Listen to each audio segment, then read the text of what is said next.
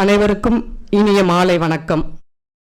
கல் தோன்ற மண் தோன்ற காலத்தே முன் தோன்றிய மூத்தகுடியாம் நம் தமிழ்குடியின் கலாச்சாரத்தையும் பண்பாட்டையும் நாகரிகத்தையும் கலைகளையும் இலக்கியங்களையும் உலகம் முழுவதும் பரவியுள்ள நமது தமிழர்களுக்கு கொண்டு செல்வதற்காக நம்முடைய கலாச்சாரத்தை எடுத்து இயம்ப வேண்டும் என்பதற்காக நம்முடைய தமிழ் இணைய கல்விக் கழகமானது தகவலாற்றுப்படை என்கின்ற தொடர் சொற்பொழிவினை மாதந்தோறும் நடத்தி கொண்டு வருகின்றது.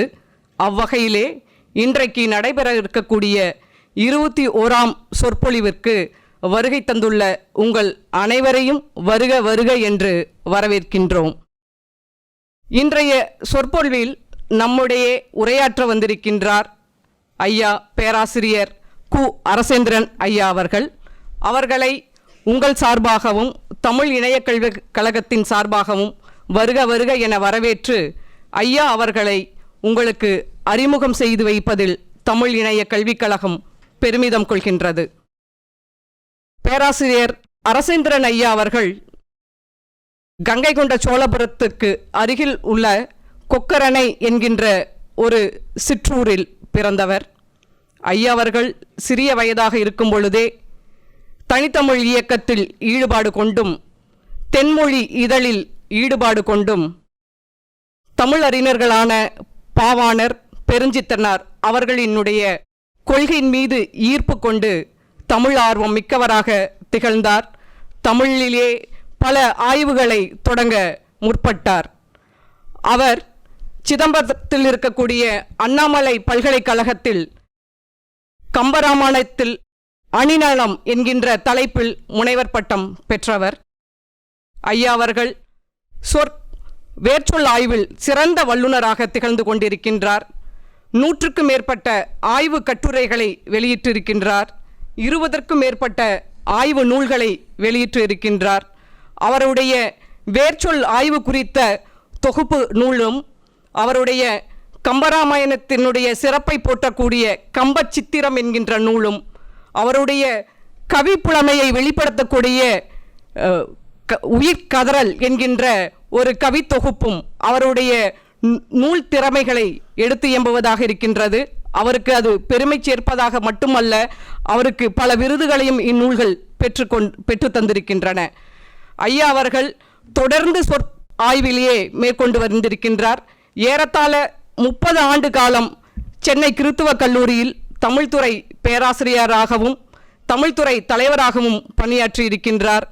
அவருடைய ஓய்விற்கு பின்பும் பணி ஓய்விற்கு பின்பும் ஐயா அவர்கள் வேர்ச்சொல் ஆய்விலேயே தன்னுடைய காலத்தில் ஏதாவது ஒரு மிகப்பெரிய சாதனை சாதிக்க வேண்டும் என்று ஈடுபட்டு கொண்டிருக்கின்றார். அவருடைய எண்ணம் சொல் செயல் அனைத்துமே இந்த வேர்ச்சொல் ஆய்விலேயே ஈடுபடுத்தி கொண்டிருக்கின்றார். இத்தகைய சிறப்புமிக்க ஐயா அவர்களை நாம் இன்று சொற்பொழிவாற்ற அழைத்திருக்கின்றோம். ஐயா அவர்கள் இதோ நம்மிடையே இப்போது உரையாற்ற வருகின்றார். ஐயா அவர்களை தமிழ் இணைய கல்விக் கழகத்தின் சார்பாகவும் உங்கள் அனைவரின் சார்பாகவும் வருக வருக என்று வரவேற்று அமைகின்றேன். வணக்கம். தமிழ் இணைய கல்விக் கழகத்தின் பொறுப்புமிக்க இயக்குனர், அதன் செயல் அலுவலர்கள், ஆராய்ச்சியாளர்கள் ஆகிய அனைவருக்கும்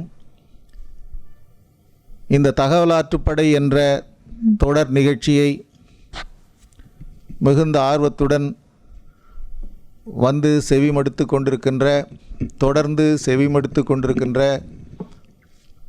இந்த தலைநகரத்தின் பெருமைக்குரிய பெருமக்களுக்கும் சான்றோர்களுக்கும் மாணவர்களுக்கும் இளைஞர்களுக்கும் என்னுடைய அன்பான வணக்கத்தை தெரிவித்துக் கொள்கின்றேன். பெருமக்களே, காலத்தின் அருமை கருதி மிக சுருக்கமாக என்னுடைய ஆய்வு தலைப்பிற்குள் நேரடியாக செல்கின்றேன். இந்த ஆய்வு மிக மிக ஆழமான ஒரு ஆய்வு. உலகத்தில் தமிழினுடைய பெருமையை இலக்கியங்கள், இலக்கணங்கள், பட்டிமன்றங்கள், பக்தி சொற்பொழிவுகள், மேடை பேச்சுகள், நகைச்சுவை துணுக்குகள், இப்படியாக 90 விழுக்காடு 95 விழுக்காட்டிற்கு மேல் நடந்து கொண்டிருக்கின்றது. அவையெல்லாம் ஒரு தமிழினுடைய பெருமையை, வரலாற்றை, உண்மையை ஒரு விழுக்காடு கூட உணர்த்த தகுதியற்றவை.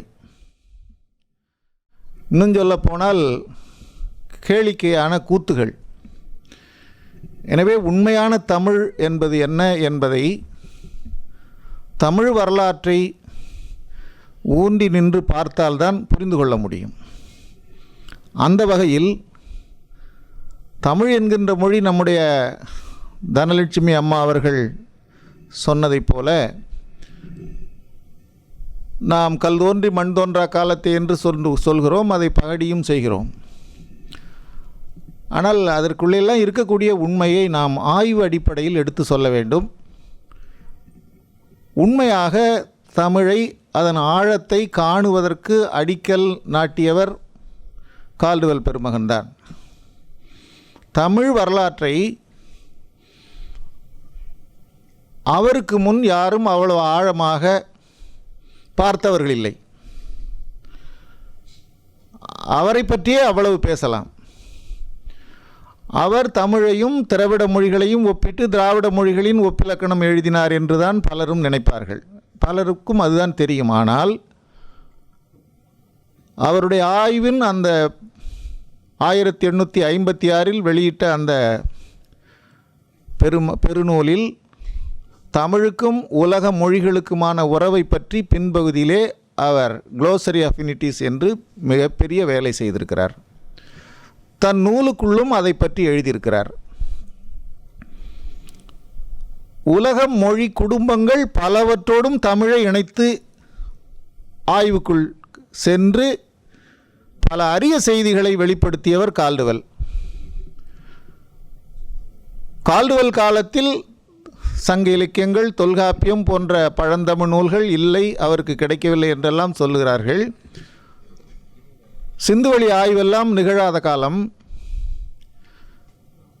எந்த ஒரு பெரிய தமிழினுடைய முதன்மையை நிலைநாட்டுகின்ற சான்றுகள் எதுவும் அவ்வளவாக இல்லாத நேரத்தில் வியக்கத்தக்க உண்மைகளை கால்டுவெல் ஆய்வின் அடிப்படையிலே கொடுத்து சென்றார். ஆதி மாந்தன் பேசிய மொழிக்கு நெருக்கமான மூல மொழியாக தமிழ் இருக்கலாம் என்றும் அவர் ஒரு முடிவும் சொன்னார். எவ்வளவு பெரிய முடிவு! முதல் இப்போ மோனோஜெனிஸ், பாலிஜெனிஸ் என்று 2 கருத்துக்கள் உலக மொழியியல் அறிஞர்களிடத்தில் இருக்கின்றன. ஒரு மொழி மூலமொழி, அதிலிருந்து தான் பல மொழிகள் படிப்படியாக கால வெள்ளத்தில் உருவாகி இருக்கின்றன. இல்லை, ஒரே நேரத்தில் பல இடங்களில் பல மொழிகள் தோன்றின. இந்த 2 கருத்துக்கள் மொழியியல் அறிஞர்களிடத்தில் இருக்கின்றன. ஆனால் ஒரு மொழிதான் முதலில் தோன்றியது, அது பல மொழிகளாக கால வெள்ளத்தில் விரிந்தது, உடைந்து சிதறியது என்ற கருத்து மோனோஜெனிஸ். அந்த கருத்து தான் இன்றைக்கு உலகத்தில் ஓங்கி வளர்ந்து கொண்டிருக்கின்றது. கால்டுவெல் பெருமகனாரும் ஒரு மொழி மூலமொழி, அந்த மொழிதான் பல மொழிகளாக காலப்போக்கில் வளர்ந்தது என்ற கருத்துடையவர். அந்த மூலமொழி எதுவாக இருக்கும் என்று இன்றைக்கு உலக மொழியியல் அறிஞர்கள் ஆய்வு செய்கிறார்கள். அதற்கு மதர் டங் ஸ்டடீஸ் என்று பெயர், அல்லது ஒரு உருசிய சொல் நாஸ்டாட்டிக் ஸ்டடீஸ் என்று அதற்கு பெயர். நாம் இங்கே இருக்கிறோம், நாம் தமிழர்களாக இருக்கிறோம், தமிழை பற்றி பேசுகிறோம்.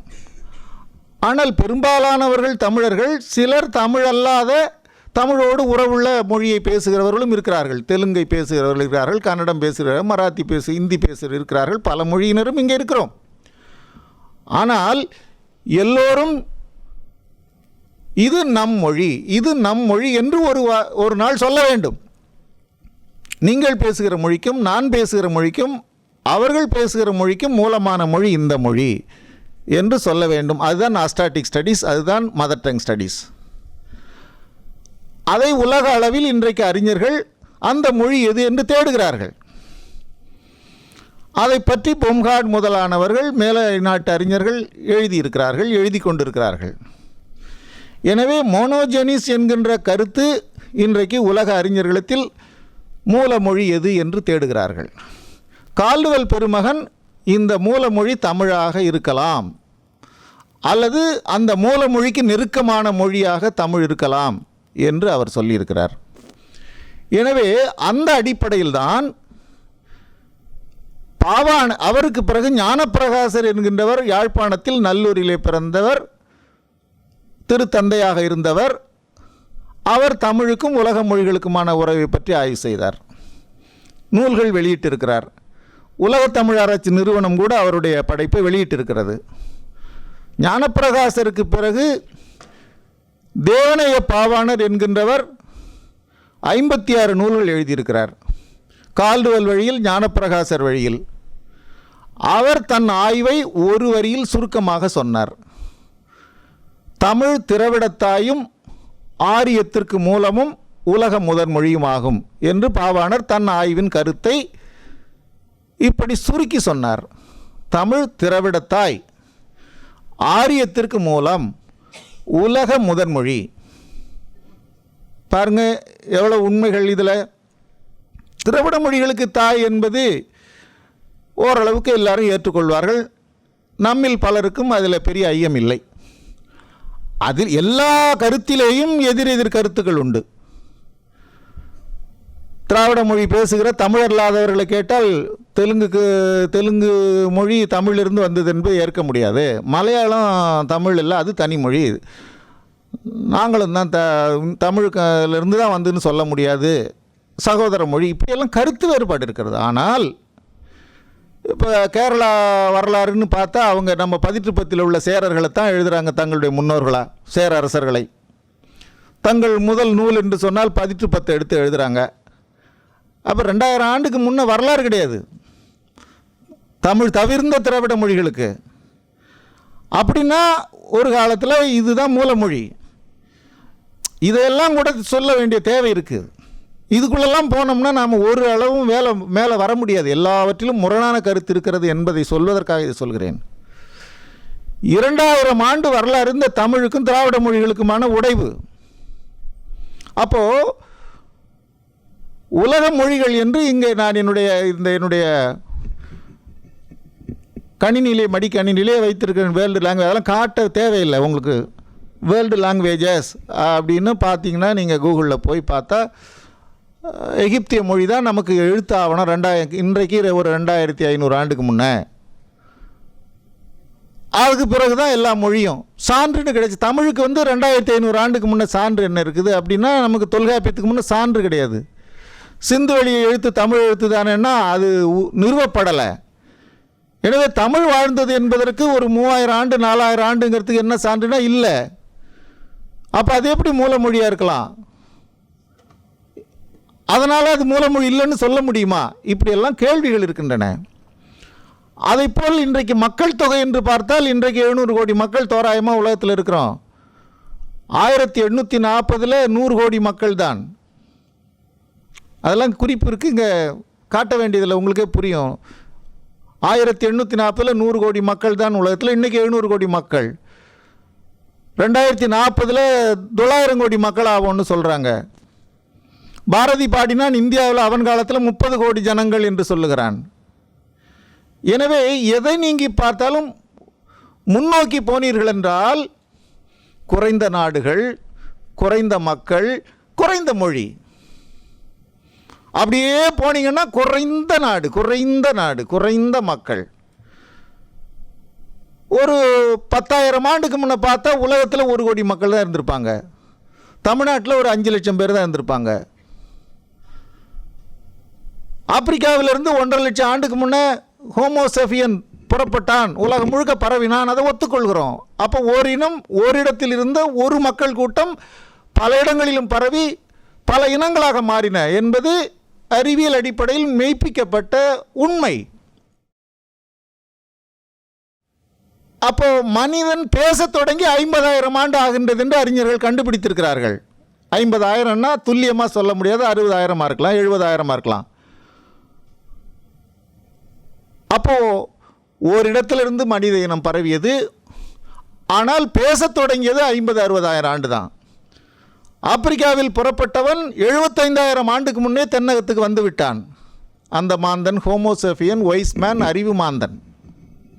இந்த ஹோமோ என்ற சொல் என்ன, சஃபியன் என்ற சொல் என்ன என்று நான் எழுதியிருக்கிறேன். அது எவ்வாறு தமிழிலிருந்து வந்ததென்று. இதை எதற்கு சொல்கிறேன் என்றால், ஒன்று பல, நான் என்னுடைய தமிழறிவோம் என்று 2 பகுதி எழுதியிருக்கிறேன். அதில் முதல் கற்றே ஒன்று பலன்னு ஒரு 2 பக்கம்தான். அது வானொலியில் 3 நிமிடம் பேசியது ஒவ்வொன்றும். அதுபோல் 100 செய்திகளை எடுத்து 2 தொகுதியாக போட்டேன். ஒரு மூட்டை நெல்லை நாற்று விடுகிறோம், அதை பறித்து நடுகிறோம், 100 மூட்டை நெல் அறுவடையாகிறது. ஒரு மூட்டை நெல் தான் 100 மூட்டையாக மாறியது. ஒரு மாங்காய் கொட்டையை வைக்கிறோம், 1000 மாங்காய் காய்க்குது. நாம் எல்லாம் இன்றைக்கு 4-5 பேருக்கு மேலே ஒரு குடும்பத்தில் இல்லை. ஆனால் நம்ம அத்தை, சின்னத்தை, பெரியத்தை, சித்தப்பா, பெரியப்பா எல்லாம் நம்ம அப்பாவோட இருந்தவங்க. ஒரே குடும்பமாக இருந்த ஒரு 50 ஆண்டுக்கு முன்னே, 100 ஆண்டுக்கு முன்னே அப்பாவுடைய அப்பா எல்லாம் இருந்தாங்க. நாம் இல்லை. இப்போது ஒரு 500 ஆண்டுக்கு முன்னே நாம் யாருமே இல்லை. ஆனால் நம்ம முன்னோர்கள் இருந்தாங்க. அந்த 500 ஆண்டு காலமும் நமக்கு முன்னே இருந்தவர்கள் எல்லோரையும் உயிரோடு இருந்ததாக ஒரு கற்பனை செய்து கொண்டு இன்றைக்கு நாம் எல்லாரும் சேர்ந்து ஒரு குடும்ப படம் எடுப்பதென்றால் இந்த அறை போதாது. எல்லாம் இறந்து போனதால் அப்படி அப்படியே விட்டோம். நாம் அதிலிருந்து தான் வந்திருக்கிறோம். அதே போல் 2000 ஆண்டுக்கு முன்னே, 5000 ஆண்டுக்கு முன்னே நாம் யாருமே இல்லை. ஆனால் யாரோ நம் முன்னோர்கள் இருந்தாங்க, அதிலிருந்து தான் நாம் வந்திருக்கிறோம். இன்னும் 5000 ஆண்டு கழித்து, 500 ஆண்டு கழித்து நாம் யாரும் இருக்க போகிறதில்ல. ஆனால் நம்முடைய வழியில் யாரும் இருக்க போகிறாங்க. இதை போலத்தான் மொழியிலேயும் ஒரு சொல்லில் இருந்து பல சொற்கள், ஒரு மொழியிலிருந்து பல மொழி. ஆனால் இந்த உயிரினம் இறந்தது போல் பழமையான மொழியும் இறக்கவில்லை. இறந்து போன மொழிகள் உண்டு, ஆனால் எல்லாமும் இறக்கவில்லை. பழமையான சொற்கள் இறந்திருக்கின்றன, ஆனால் எல்லா சொற்களும் இறக்கவில்லை. எனவே 1000 ஆண்டுக்கு முன்னும், 4000 ஆண்டுக்கு முன்னும், 5000 ஆண்டுக்கு முன்னும் தோன்றிய சொல் இன்றும் இருக்கிறது. அது எந்தெந்த சொற்களை எல்லாம் உருவாக்கியதோ வளர்த்ததோ அவையெல்லாம் இருக்கின்றன. நம்முடைய உயிரினம் அழிந்தது போல், இந்த உடல் அழிந்தது போல் அந்த மொழியிலே உள்ள வரலாறு அழியவில்லை. இதை எல்லாத்தையும் மேலுருவாக்கம் செய்து பார்த்தால், அடிப்படையில் மொழிகள் எவ்வாறு ஒன்றோடு ஒன்று இருந்து பிரிந்ததோ அதுபோல் ஒரு மூலச்சொல்லிலிருந்து பல பல சொற்கள். நேரடியாக நான் செய்திக்கு வருகிறேன். நீங்கள் ஆழமாக இதை கேட்டு நீங்கள் இதன் உண்மையை விளங்கிக் கொள்ள வேண்டும். லிஸ்ட் ஆஃப் ஆரியன் ரூட்ஸ் என்று ஆங்கில வேர்ச்சொல் அகராதி அறிஞர் ஸ்கீட் தன்னுடைய பேர் அகராதியிலே கடைசியில் ஒரு பட்டியலிட்டிருக்கிறார். 472 சொற்கள், வேர்ச்சொற்கள். நான் பரவலாக சில செய்திகளை சொல்கிறேன். எல்லாவற்றையும் மிக எளிமையாக அதை உள்வாங்கிக் கொள்கின்ற பேரறிவாளர்களாக நீங்கள் இருக்கிறீர்கள். அந்த நம்பிக்கை எனக்கு உண்டு. அவர் ஆங்கில வேர்ச்சொல் அகராதி எழுதினார். ஒரு ஆங்கில சொல் லத்தீன், கிரேக்கம், ஜெர்மன், பிரெஞ்சு, சமஸ்கிருதம் எல்லாத்துலேயும் எப்படி எப்படி இருக்குதுங்கிறத எல்லாத்தையும் அதில் கொண்டு வராரு. அவ்வளோ ஆங்கில சொற்கள் எத்தனைன்னு கேட்டால் அம்மா சொல்லுவாங்க, ஐயா எத்தனைம்மா இருக்கும் ஆங்கிலத்தில் இன்றைக்கி மொத்த ஆங்கில சொற்கள், total number of English words அப்படின்னு கேட்டால் ஆமாம் அது 3 லட்சம் இருக்குங்கய்யா. அப்போ ஜெர்மனில் எவ்வளோமா இருக்கும், ஃப்ரெஞ்சு எவ்வளோமா இருக்கும், அது என்னங்க, அப்போ சமஸ்கிருதம் எவ்வளோ, இந்தி எவ்வளோ, எல்லாம் ஆரிய மொழி குடும்பம். அப்போ ஒட்டுமொத்த ஆரிய மொழியில் உள்ள சொற்கள் எவ்வளவு இருக்கும்? 1 கோடி இருக்குமா? இருக்கலாங்க, அவ்வளோ கூட இருக்குங்க. அவ்வளவு 472 வேர் சொற்கள் இருந்தால் வந்துன்னு ஸ்கீட்டு சொல்கிறார். என்ன பெரிய ஆய்வு! லிஸ்ட் ஆஃப் ஆரியன் ரூட்ஸ் பட்டியல். உள்ளார அந்த அகராதியில் எழுதும் பொழுது ஒவ்வொரு சொல்லையும் அது எட்டிமாலஜிக்கல் டிக்ஷனரி படிக்கணும். எந்த சொல்லை எழுதும் பொழுதும் அப்படி ரூட் மார்க்கர் ஒன்றை போட்டு அந்த ரூட் எழுதியிருப்பார். அந்த ரூட் வேர்டு வந்து அந்த லிஸ்ட் ஆஃப் ஆரியன் ரூட்ஸ் 472 தான் அடக்கம். அப்போ 472 வேறு சொற்கள் தான் 1 கோடி சொற்களாக ஆகியிருக்கின்றன. புரியுதுங்களா? அதுபோல் தமிழ் இன்னும் எத்தனையோ ஆயிரம் சொல் இருக்குது, எத்தனையோ லட்சம் சொல் இருக்கலாம். ஆனால் அது ஒரு 100 சொல் 200 சொல்லுக்குள்ளே இருந்தால் வந்தது. நான் ஒரு நூல் எழுதினேன் 20 ஆண்டுகளுக்கு முன்பு. உலகம் பரவிய தமிழின் வேர் கல் என்பது அந்த நூலின் பெயர்.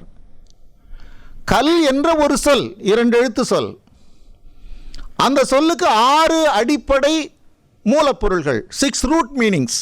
அந்த கல் என்ற சொல்லுக்கு கருமை, கூட்டம், செலவு, கூர்மை, வெப்பம், துளை என்று 6 அடிப்படை பொருள்கள். அந்த கல் என்ற சொல்லுக்கு 6 அடிப்படை பொருள் இருக்கிறது. அந்த கல் என்ற அந்த ஒரு மூலம் 6 அடிப்படை பொருள்களை கொண்டு பல பல சொற்களை பெற்றெடுத்திருக்கிறது. 50,000 ஆண்டுக்கு முன் அந்த சொல் தோன்றியது. அது தமிழில் எவ்வளவு சொற்களை தோற்றுவித்தது இந்த 50,000 ஆண்டுகளில்? அந்த சொற்கள் திராவிட மொழிகளில் எவ்வாறு இருக்கின்றன, இந்திய மொழிகளில் எவ்வாறு இருக்கின்றன, உலக மொழிகளில் எவ்வாறு இருக்கின்றன? இதை பற்றி நான் ஆய்வு செய்தேன். 1000 பக்கம் அந்த நூல். உலகம் பரவிய தமிழின் வேர் கல், 1000 பக்கம். ஒரு வேர் சொல்லில் இருந்து உலக மொழிகளில் அந்த சொல் பிறப்பித்த வரலாறு. அதை பற்றி சொல்ல வேண்டுமென்றால் 100 மணி நேரம் ஆகும். அந்த புத்தகத்தை பற்றி விளக்கமாக ஒரு அரங்கத்தில் சொல்லி முடிக்க வேண்டுமென்றால் 100 மணி நேரம் ஆகும். இது எதற்கு சொல்கிறேன் என்றால், இப்படி மொழி என்பது கற்பனை அல்ல, வரலாற்றில் உருவானது, மாயம் அல்ல, மந்திரம் அல்ல. ஒவ்வொன்றுக்கும் ஒரு வரலாறு இருக்கிறது. இதை பார்த்தால் அழகாக இருக்கிறது என்று தான் நமக்கு தெரியும். ஆனால் இங்கே நிறுவனத்தில் உள்ளவர்கள் இதை வாங்கி வந்தார்கள். எந்த கடையில் என்று இருக்கிறது, இதை உருவாக்கியவன் இருக்கிறான், என்னென்ன பொருளை கொண்டு இதை உருவாக்கினார்கள், எப்பொழுது உருவாக்கினார்கள், எல்லாம் அதுக்குள்ளே இருக்குது. அதுபோல் எதுவும் இந்த உலகத்தில் உள்ளது எல்லாவற்றுக்கும் வரலாறு உண்டு, எல்லா மொழிக்கும் வரலாறு உண்டு, எல்லா சொற்களுக்கும் வரலாறு உண்டு. அந்த அடிப்படையில் தான் பல மொழிகளை படிக்கிற பொழுது ஒன்றுக்கு ஒன்று உறவு இருக்கிறது. அப்போ ஒரு காலத்தில் மேக்ரோ ஃபேமிலி, இன்றைக்கு இந்த மொழி குடும்பம் என்பதெல்லாம் ஒரு தற்காலிகமாக கால ஓட்டத்திலே உருவானது. இது தமிழ், இது தெலுங்கு, இது கன்னடம், இது திராவிடம், இது இந்தோ ஐரோப்பியம், இது ஆப்பிரிக்க மொழி, இது ஆஸ்திரேலிய மொழி என்று இது ஒன்று பேர் வச்சுருக்காங்க. ஆனால் எல்லாம் ஒரு காலத்தில் ஒன்றா இருந்து பரவுனது. அது மேக்ரோ ஃபேமிலி. இதெல்லாம் இன்றைக்கி பிரிஞ்சதெல்லாம் ஒரு காலத்தில் ஒரு பெருங்குடும்பமாக இருந்து உருவானது என்பதை கால்டுவெல் தன் ஆய்வில் நிறுவினார். அதற்கு பல விளக்கங்களை அவர் நூலில் எழுதினார். அதை வைத்துத்தான் பாவாணரும் தன்னுடைய ஆய்வை தொடர்ந்தார். அந்த அடிப்படையில் தான் நானும் என்னுடைய ஆய்வை அம்மா அவர்கள் சொன்னதைப் போல 30 ஆண்டுகளுக்கு மேலாக இடைவிடாது அந்த துறையிலே நான் உழைத்து வருகிறேன். அந்த அடிப்படையில் தான் ஐயா நீங்கள் என்ன தகவலை இங்கே ஆற்றுப்படுத்தி இருக்கிறீர்கள் என்றால், தமிழுக்கும் இந்தோ ஐரோப்பிய மொழிகளுக்குமான உறவை பற்றி நான் சொல்ல இருக்கிறேன் என்று சொன்னேன். இப்போ தமிழ் என்பது என்ன என்று தெரியும், இந்தோ ஐரோப்பியம் என்பது என்ன என்று தெரியும் உங்களுக்கு. இந்தோ ஐரோப்பியம் ஜோன்ஸ், சர் வில்லியம் ஜோன்ஸ் இந்த ஐரோப்பிய நாட்டிலிருந்து வருகை தந்தவர், கல்கத்தாவில் இருந்தவர். இந்தியாவையும் இந்திய மொழிகளையும் படித்த அந்த வெள்ளைக்காரர் இங்கே பேசுகிற சமஸ்கிருதம் மேலை உலகத்தில் இருக்கக்கூடிய லத்தீன் கிரேக்கத்தோடு உறவுள்ளது. அவருக்கு முன்னும் 2-3 பேர் சொல்லியிருக்காங்க. அதெல்லாம் என்னுடைய நூல்களில் நான் எழுதியிருக்கிறேன், அறிஞர்கள் எழுதியிருக்கிறாங்க. இங்கே இந்தியாவில் வழங்கக்கூடிய சமஸ்கிருதம் ஐரோப்பாவில் இருக்கக்கூடிய மொழியோடு உறவுள்ளது. கணினியிலே பயன்படுத்துகிற இந்த மவுஸ் எலி போல் இருக்கிறதால அதுக்கு மவுஸ்னு பேர். இதைத்தான் சமஸ்கிருதத்தில் மூஷின்னாங்க. சைலண்ட் ஆகியிருக்கோம், MOUSE மவுஸ். மூஷிக வாகனம் விநாயகருக்கு மூஷி, அதான் மவுஸ். மத்தியஸ்தர் சம்ஸ்கிருதம், அதான் மீடியேட்டர். பல நூற்றுக்கணக்கான சொற்களை பார்த்து வியந்தாங்க. இது என்னது, இங்கே பேசுகிற சம்ஸ்கிருதம், அங்கே இருக்கிற லத்தீன் கிரேக்கம் ஜெர்மன், இது இந்தியாவில் வழங்குகிற ஐரோப்பிய மொழி. இந்த சமஸ்கிருதத்தோட இந்தி நெருக்கமாக இருக்குது, வங்காளம் நெருக்கமாக இருக்குது, குஜராத்தி நெருக்கமாக இருக்குது, இதெல்லாம் இந்தோ ஐரோப்பியம் அப்படின்னு பிரித்தாங்க. அப்புறம் இந்தோ ஐரோப்பியம் இல்லாத தனியாக ஒரு மொழி குடும்பம் இருக்குது, அதுக்கு திராவிட மொழி, அதுக்கும் இதுக்கும் உறவு இல்லைன்னாங்க. அப்புறம் உறவுன்னாங்க. இது வேறு அது வேறு, இதிலேருந்து அது வரல, அதிலேருந்து இது வரலன்னாங்க. இப்படி எல்லாம் ஆய்வுக்கு மேலே ஆய்வு இருந்தது. ஆரியர்கள் அப்போ யார், இங்கே கீழே ஆரியர், அவங்க மேலே ஆரியர்னாங்க. East Indo European, west Indo European. 4000 ஆண்டுக்கு முன்னே இங்கே வந்தாங்கன்னாங்க. வரலாற்றில் இதெல்லாம் மெய்ப்பிக்கப்பட்டது. ஆனால் அப்போ ஒரே குடும்பம்னா என்ன? அப்போ ரெண்டுக்குள்ள உறவுலாம் இருக்குது, அது என்ன? கால்டுவெல்ல ஒரு இடத்துல எழுதுகிறாரு, அப்போ Tamil west Indo European, Tamil east Indo European, Tamil Germanic connection. அப்போ நீங்கள் நினச்சி பார்க்கணும், தமிழ் ஜெர்மானிக் கனெக்ஷன்னா அப்போ தமிழனும் ஜெர்மன்லேருந்து மேற்கிருந்து வந்தவன் தானே. நீங்கள் 4000 ஆண்டுக்கு முன்னே ஆரியர்கள் வந்தாங்கங்கிறீங்க. அப்போ தமிழ் ஜெர்மானிக் கனெக்ஷன் எழுதுனா, Tamil French connection, Tamil Latin connection எழுதுனா அப்போ நாம அங்கேருந்து வந்தவங்க தான். கால்டுவெல் அதை சொல்கிறாரு, தன்னை என்னென்னு துல்லியமாக தெரியாமல் சொல்கிறாரு. என்ன துல்லியமாக தெரியாமல் சொல்கிறாரு? இவர்கள் எல்லோரும் ஓரிடத்தில் ஒன்றாக ஒரு காலத்தில் இருந்திருக்கிறார்கள்னு எழுதுகிறாரு. யார்? நீங்கள் இன்றைக்கி வரலாற்றில் அரசியலாக ஆக்கி என்னென்னவோ சொல்லி கொண்டு இருக்கக்கூடிய தமிழ் ஆரிய உறவு அப்படிங்கிறது எல்லாம் ஒன்றா இருந்தவங்கன்னு கால்டுவெல் எழுதுறாரு. அதுபோல் இன்னும் சொல்கிறாரு, ஆரியர்கள் வருவதற்கு 10,000 ஆண்டுகளுக்கு முன் அதே பகுதியிலிருந்து தமிழ்நாட்டுக்குள்ளே தமிழர்கள் வந்தாங்கன்னு எழுதுகிறாரு. அப்போ அவங்களும் வெளியிலிருந்து வந்தவங்க தானே. இதெல்லாம் ஒரு ஆய்வுங்க, இதெல்லாம் ஒரு மொழி ஆய்வு. அப்போ உண்மையாக என்னங்கிறது துல்லியமாக நாம் இன்னும் அதை விளக்கமாக எழுதணும்னு சொன்னால், நான் சொன்னதைப் போல ஆப்பிரிக்காவிலே தோன்றிய துல்லியமாக எழுதிட்டாங்க. புறப்பட்டது எங்கெங்கே எப்பப்பெல்லாம் வந்து சேர்ந்தாங்க ஹோமோசேபியன்ஸ்னு.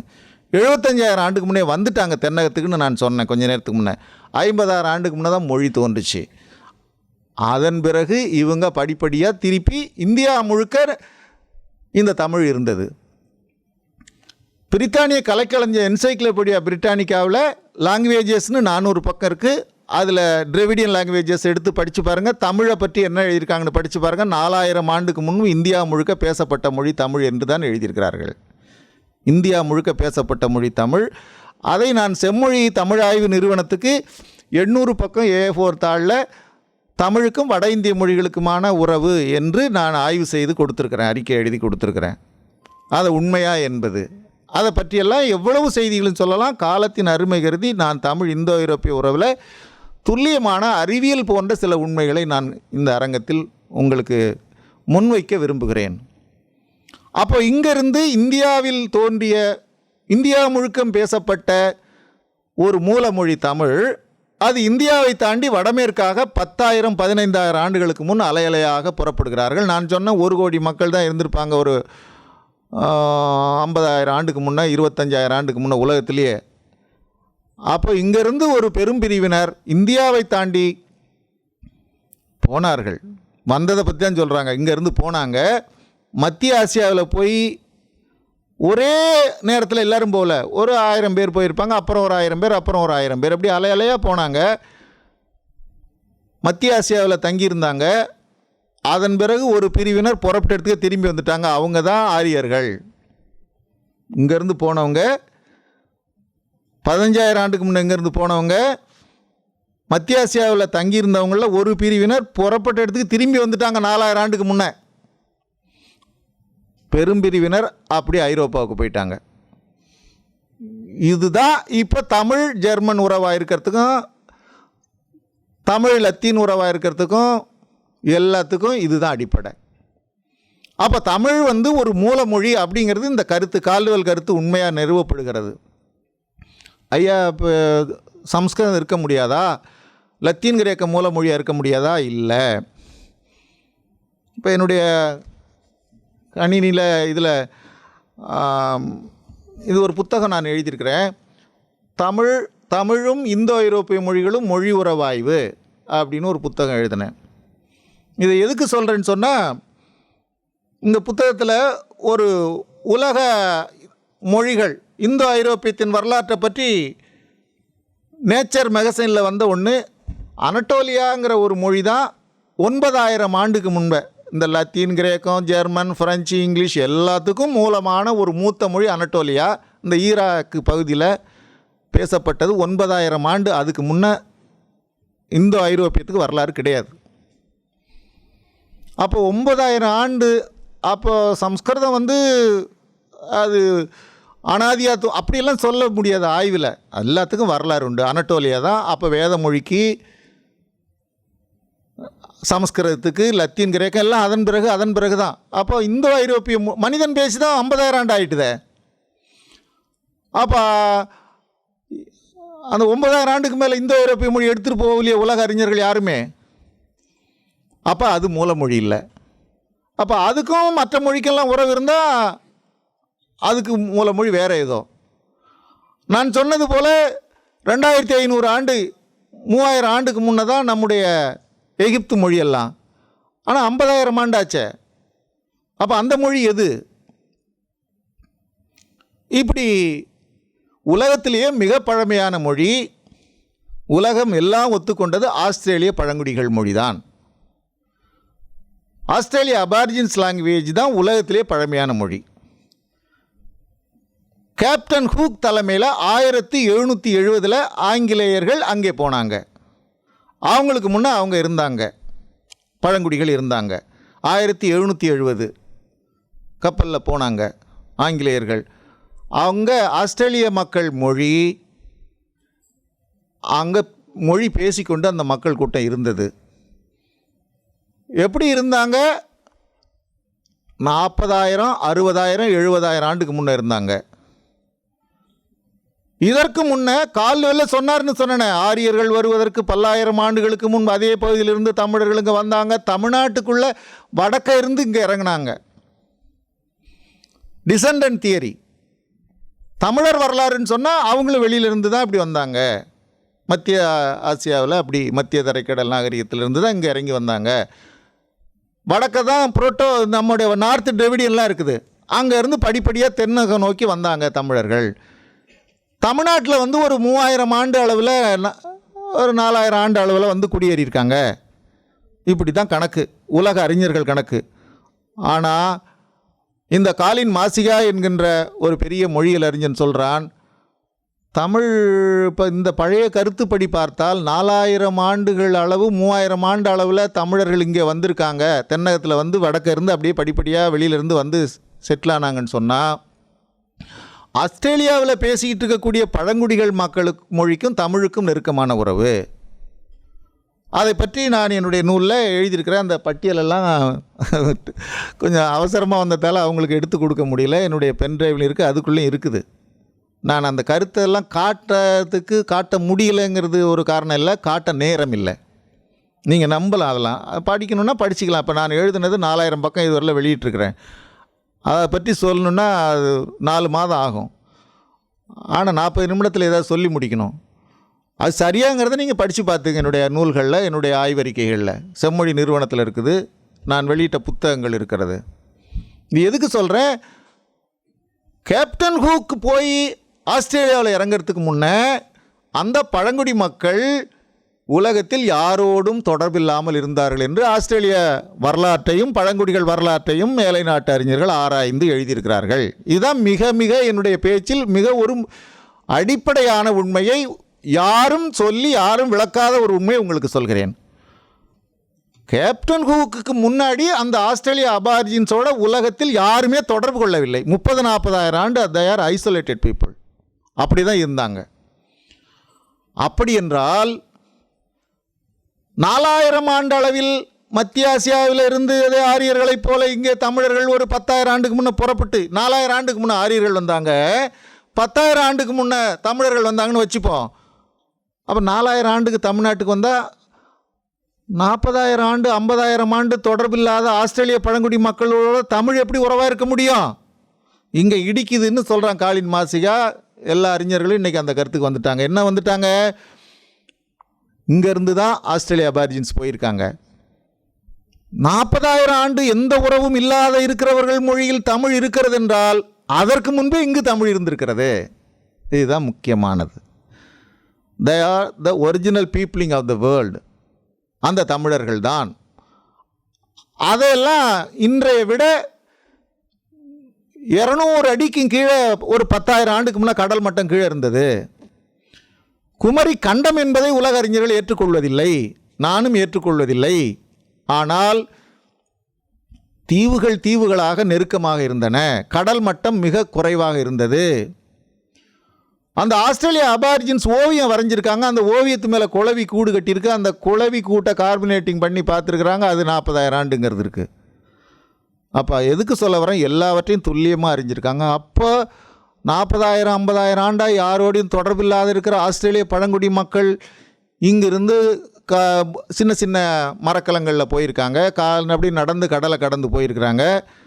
நெடும் அளவு நெடுந்தொலைவு இன்றைய விட கடல் இன்னும் தள்ளி தெற்கே இருந்திருக்கிறது. எனவே தமிழ் தோன்றி அந்த ஆஸ்திரேலிய மக்கள் பேசுகிற பிறை என்றால் மூன் என்று இருக்கிறது ஆஸ்திரேலிய மக்கள் மொழியில். கணை என்றால் டிக்கிங் ஸ்டிக், கணை. கணிச்சின்னா கூர்மையானது. கணிச்சு கூர்ம்படை கடுந்திரல் ஒருவன் பிடிக்குங்காலை பிறங்குவீர் மாதோ. கணிச்சின்னா கூர்மையானது, கணைன்னா அம்பு. அந்த கணைங்கிறதுக்கு கணைக்கோட்டு வாழைனா கூரிய கொம்பை உடைய கூரிய முல்லை உடைய வாழை மீன் கணைக்கோட்டு வாழை. கணை என்ற சொல்லுக்கு கூர்மை என்று பொருள். அம்பு எய்கின்றோம் கணை, புரியுதுங்களா? அது டிக்கிங் ஸ்டிக், கூர்மையானது. ஆஸ்திரேலிய அப்போ குருதி என்றால் பிளட் என்று இருக்கிறது ஆஸ்திரேலிய பழங்குடி மக்கள் மொழியில். அப்போது தமிழ் எப்போ தோன்றியது? ஆஸ்திரேலிய மக்கள் மொழி பேசுவதற்கு முன்பு தோன்றியது. அப்போ தான் 50,000-60,000 ஆண்டுக்கு முன்னே தோன்றியது. அதற்கு முன்னே ஹோமோசேபியன்ஸ் பேசலை, வந்து சேர்ந்தான், மொழி இங்கே தோன்றி பரவுச்சு. அப்போ இங்கேயும் போச்சு, இங்கேயும் போச்சு, ஆஸ்திரேலியாவுக்கும் ஐரோப்பாவுக்கும் போச்சு. நான் உலக மொழி குடும்பம் எல்லாவற்றோடும் தமிழை ஆய்வு செய்யவில்லை. அந்த அந்த அந்த ஒரு கோடு அங்கங்கே பார்த்துருக்கிறேன். சீன மொழிக்கும் தமிழுக்குமான உறவு எழுதியிருக்கிறேன். ஆப்பிரிக்க மொழிகளுக்கும் தமிழுக்குமான உறவு எழுதியிருக்கிறேன். பெர்சியன் மொழிக்கும் தமிழுக்குமான உறவை பற்றி சில கட்டுரைகள் எழுதியிருக்கிறேன். இன்னும் எழுத வைத்திருக்கிறேன். ஆனால் அதிகமாக வேலை செய்து தமிழ் இந்தோ ஐரோப்பிய உறவு. எனவே அதை பற்றித்தான் நான் இங்கே சொல்லுகிறேம்மா என்று சொன்னேன். இந்த நூலை நான் சென்ற ஆண்டு பிரான்சிலே ஒரு தேவைக்காக அங்கே உள்ள தமிழர்கள் கேட்டதற்காக எழுதி கொடுத்தேன். அதையே அது ஒரு அடிப்படையான உண்மை, அந்த தலைப்பு இதில் ஒரு வெளிச்சம் தெளிவு இருந்ததால் இதை எழுதினேன். 10,000 ஆண்டுகளுக்கு முற்பட்ட தமிழ் இந்தோ ஐரோப்பிய உறவு என்பது இந்த புத்தகத்திற்கு தலைப்பு. பாருங்கள், 10,000 ஆண்டுக்கு முன்னே தமிழ் இருந்தது ஐயா, என்னையா பேசுகிறீங்க? இருந்திருக்குங்கிறது தான் இந்த ஆய்வு. 10,000 ஆண்டுகளுக்கு முற்பட்ட தமிழ் இந்தோ ஐரோப்பிய உறவு. இதில் 50 சொற்கள் வரலாறு இதில் இருக்கிறது. ஆங்கிலோ சாக்சன் என்கின்ற ஒரு சொல் முதல் சொல். எக்ஸலன்ஸ் என்பது கடைசி சொல். முதல் சொல்லையும் கடைசி சொல்லையும் சொல்கிறேன். இந்த ஆங்கிலோ சாக்சன் என்ற சொல் எவ்வளவு பெரிய சொல் என்று உங்களுக்கு தெரியும். எக்ஸலண்ட், எக்ஸலன்சி என்பது எவ்வளவு பெரிய சொல் என்று தெரியும். இதற்கெல்லாம் தமிழ் எவ்வாறு மூலமாக இருக்கிறது? இந்த ஆங்கிலோ சாக்சன்கிற சொல் எங்கே வழங்குகிறது? எக்ஸலண்ட் என்பது எங்கே வழங்குகிறது? இது எப்படி தமிழிலிருந்து தோன்றியது என்பதை இதற்குள்ளே நான் ஒரு 3 பக்கம் 2 பக்கம் 2.5 பக்கம் ஒவ்வொரு சொல்லுக்குமாக அந்த 50 சொல்லுக்கு எழுதியிருக்கிறேன். இதையெல்லாம் ஒவ்வொன்றையும் போய் எடுத்து பேசுவதற்கு ரொம்ப நேரம் இல்லை. ஆனால் அதை படித்தா உங்களுக்கு வியப்பிலும் வியப்பாக இருக்கும். வியப்பிலும் வியப்பு. மாதமும் மந்த்னு ஒரு கட்டுரை இந்த புத்தகத்தில் எழுதியிருக்கேன். அதிலிருந்து ஒரு சின்ன பகுதியை தான் அந்த 3 என்ற சொல் இருக்கு. இப்போ இந்த 50 சொல்லுமே ஆங்கில சொல். ஆங்கில சொல்லில் ஆங்கிலம் ரொம்ப பிற்கால மொழிங்க. இது தமிழ் நீங்கள் 50,000 சொல்கிறீங்க, திடீர்னு தமிழுக்கு ஆங்கிலத்துக்கு உறவுனா எப்படிங்கன்னா, ஆங்கிலமாக உருப்பெற்றது நமக்கு ஒரு 1200 ஆண்டு காலம்தான். ஆனால் ஆங்கில மொழிக்கு மூலமொழி இப்போ ஆங்கில வரலாற்றை ஆங்கிலத்திலிருந்து எழுதியிருக்கிறாங்க. அது லத்தீன், கிரேக்கம், ஜெர்மன், ஃப்ரெஞ்சுன்னு எழுதுகிறாங்க, சான்ஸ்கிரிட்டுன்னு எழுதுகிறாங்க, எட்டிமாலஜி அன்னோன்னு எழுதுகிறாங்க, அப்ஸ்கியூர்னு எழுதுகிறாங்க, no one knows where it came ஃப்ரம்னு எழுதுகிறாங்க. அப்போ அதெல்லாம் இப்போ பாருப்பா, அவனே தானே எழுதியிருக்கான். அனட்டோலியா 9,000 ஆண்டுக்கு முன்னே இந்தோ ஐரோப்பியமே கிடையாது, அது எங்கேருந்து வந்தது? அதான் பொம்காடுங்கிறவன் Nostratic recent trends in Nostratic studies at 2011 என்று ஒரு புத்தகம் இருக்கிறார். அதை எடுத்துகிட்டு வரணும்னு நினச்சேன். அப்படி நிறைய புத்தகத்தை எடுத்துகிட்டு வரலாம். ஒரு 1000 சொல் உலக மொழி குடும்பங்கள் அனைத்திலும் இருந்த சொற்களை எடுத்து இணைத்து, இது எல்லாம் ஒன்றோட ஒன்றா உறவு இருக்குது பாருங்கள். ஒரு ஆங்கில பேராசிரியர் என்னிடத்தில் கேட்டார், எனக்கு நண்பர் தான், என் மேலே அன்புள்ளவர் தான், இது என்னங்க தமிழ் இங்கே இருக்குது, அது இந்த ஐரோப்பியம் எங்கே இருக்குது, இது ஒரு குடும்பம் அது ஒரு குடும்பம், இதை போய் இணைச்சி நீங்கள் எப்படி உறவுபடுத்துறீங்கன்னு எனக்கு சிரிப்பினும் சிரிப்பாக இருக்கிறது. அவருடைய அறியாமையையும் பேதமையும் நினைத்து. இப்போ கால்டுவெல்லை பார்த்து நீங்கள் அந்த கேள்வியை கேட்கணும், பாவாணரை பார்த்து கேட்கணும், ஞானப்பிரகாசரை பார்த்து கேட்கணும், பொம்காடை பார்த்து கேட்கணும், காலின் மாசிகாவை பார்த்து கேட்கணும். உலகத்தில் மாமேதைகள் சென்ற தடத்தில் தான் நாம் செல்கிறோம். நாம் அப்படி திடீர்னு ஒன்றும் செஞ்சிட முடியாது. இந்த எதற்கு சொல்லுகிறேன் என்றால், இந்த மாதமும் மந்த்தை பாருங்கள், ஆங்கில செய்தியை சுருக்கம் பாருங்கள். மதி என்று ஒரு சொல் இருக்கிறது, நிலவை குறிக்கிற சொல், சரிதானே? சுருக்கமாக உங்களுக்கு புரிகிற மதிங்கிறதுக்கு அளவுன்னு பொருள். ஏற்றுமதி இறக்குமதினா என்னன்னு பாவாணர், ஏற்றும் அளவு இறக்கும் அளவு. இது எம்மம்மா, இதுக்கு என்ன மதிப்பு? மதிப்பு என்றானது. என்ன அளவுன்னு அர்த்தம், இதுக்கு என்ன மதிப்பு? என்னை எவனும் மதிக்கலை, எனக்குள்ள அளவை கொடுக்கலை. வெகுமதி, பெருமதி. இந்த மதிங்கிறது அளவு, இதுக்கு மதின்னு பேர், எல்லாத்தையும் அளக்குது. உனக்கு மதி கட்டவன், புரியுதுங்களா? அளவுன்னு பொருள். 15 நாள் வளர்ந்து 15 நாள் தேய்கின்ற கால அளவை அது காட்டுகிறதால் அதற்கு மதி என்று சொன்னான். இந்த மதி என்ற சொல் மதி மதம் என்றாகி மாதம் என்றானது. மதி மதமாகும் ஐயா. பதி என்பது தான் நிலத்தில் பதிந்த பகுதி, அது பதம் என்றாகி பாதம் என்றானது. பதமலர் என்றால் பாதமலர். அந்த பத என்ற சொல்லுக்கு மூலம் பதிதல், பத போல மதி மத ஆகி மத மாதமாகி ஆனது, மாதம் மாசமானது. திங்கள் என்ற சொல் நிலவையும் குறிக்கும் மாதத்தையும் குறிக்கும். கீழை திசையிலே திங்கள் தோன்றி எழுகிறது. திங்கள் முகத்தாள் என்றால் நிலவு போன்ற முகத்தாள். அம்மா இது பங்குனி திங்கள் என்கின்ற பொழுது அந்த திங்கள் மாதத்தை குறிக்கிறது. அப்போ புரியுதுங்களா? நிலவும் கால அளவையும் குறிப்பது அதுபோலத்தாம்மா. அப்படியே பாருங்கள், மா is the root, it means measure. Moon என்ற சொல்லுக்கு எழுதுகின்ற ஆங்கில மாமேதை ஸ்கீட், மா is the root, it means measure. மா என்றால் அளவு. நான் சொன்னேன் 472 வேர் சொல்லலாம் root words list of Aryan roots என்று ஸ்கீட் சொன்னார்னு சொன்னல, அதில் ஒன் ஆஃப் த ரூட் மா. இது எம்மாம் பொறும், எவ்வளவு பொருள்னு அர்த்தம், தமிழ் தானே? மா என்றால் அளவு, இது எம்மாம் பொறும். மா என்றால் அளவு, மாத்தல் என்றால் அளத்தல், மாத்தல் மாத்திரை என்பது கால அளவு. கண்ணிமை நொடியென அவ்வே மாத்திரை நுண்ணிதின் உணர்ந்தோர் கண்டவாறு. எழுத்துக்கள் ஒலிக்கின்ற கால அளவு மாத்திரை, மாத்தல், அளத்தல்.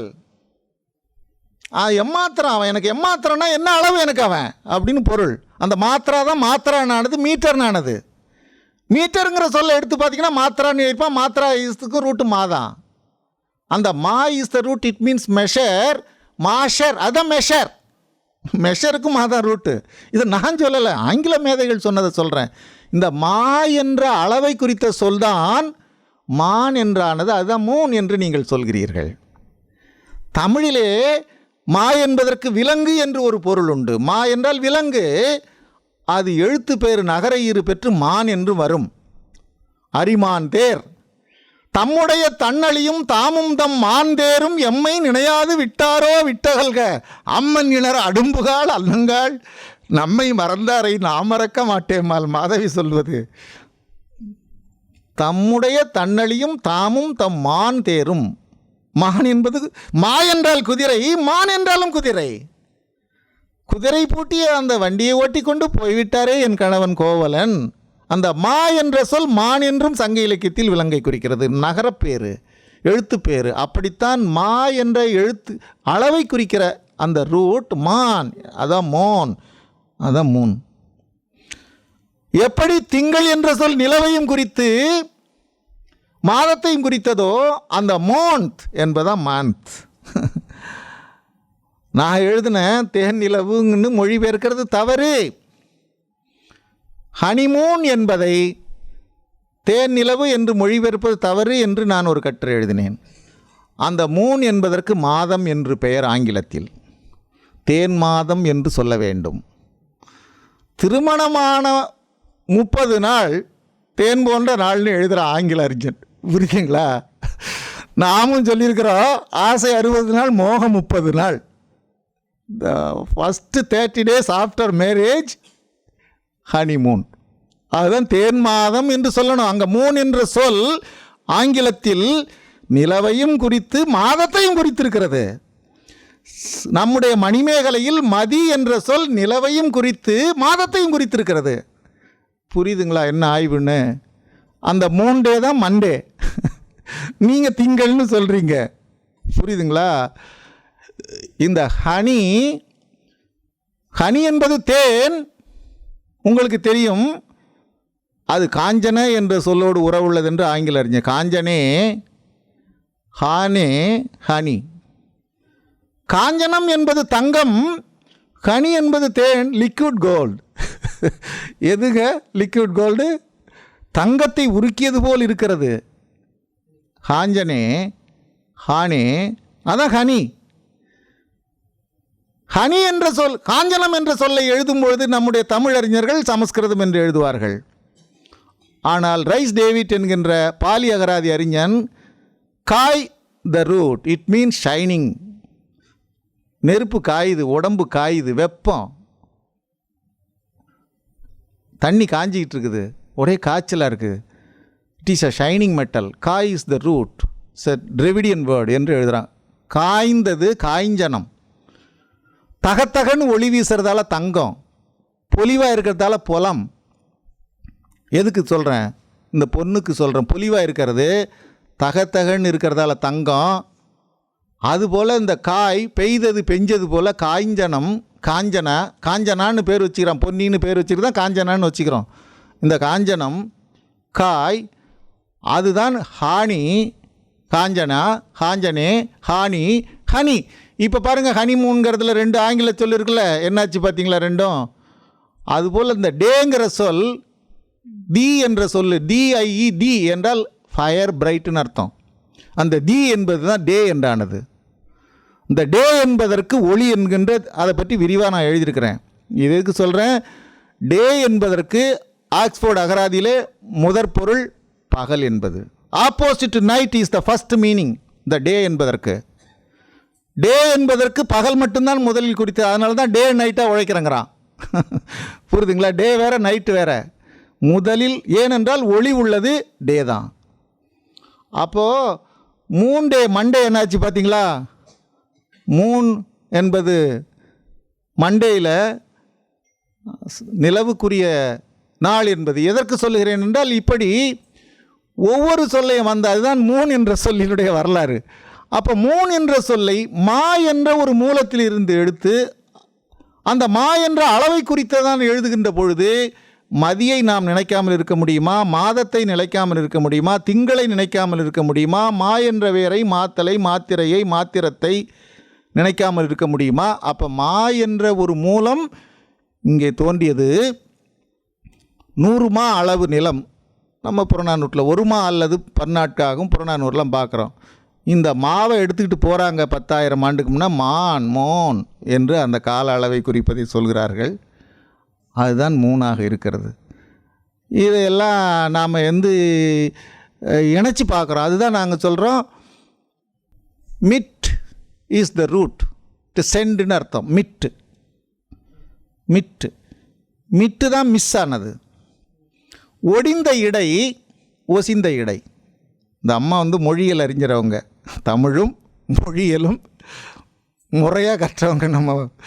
நம்ம தனலட்சுமி அம்மா அவங்கெல்லாம் கூட இது ஐயமாக தான் பார்ப்பாங்க. ஏன்னா மொழியியல் உலகம் அப்படி ஒரு தவறான கருத்தை பரப்பி எங்கள் மேலே ஒரு இருட்டை வச்சுருக்குது.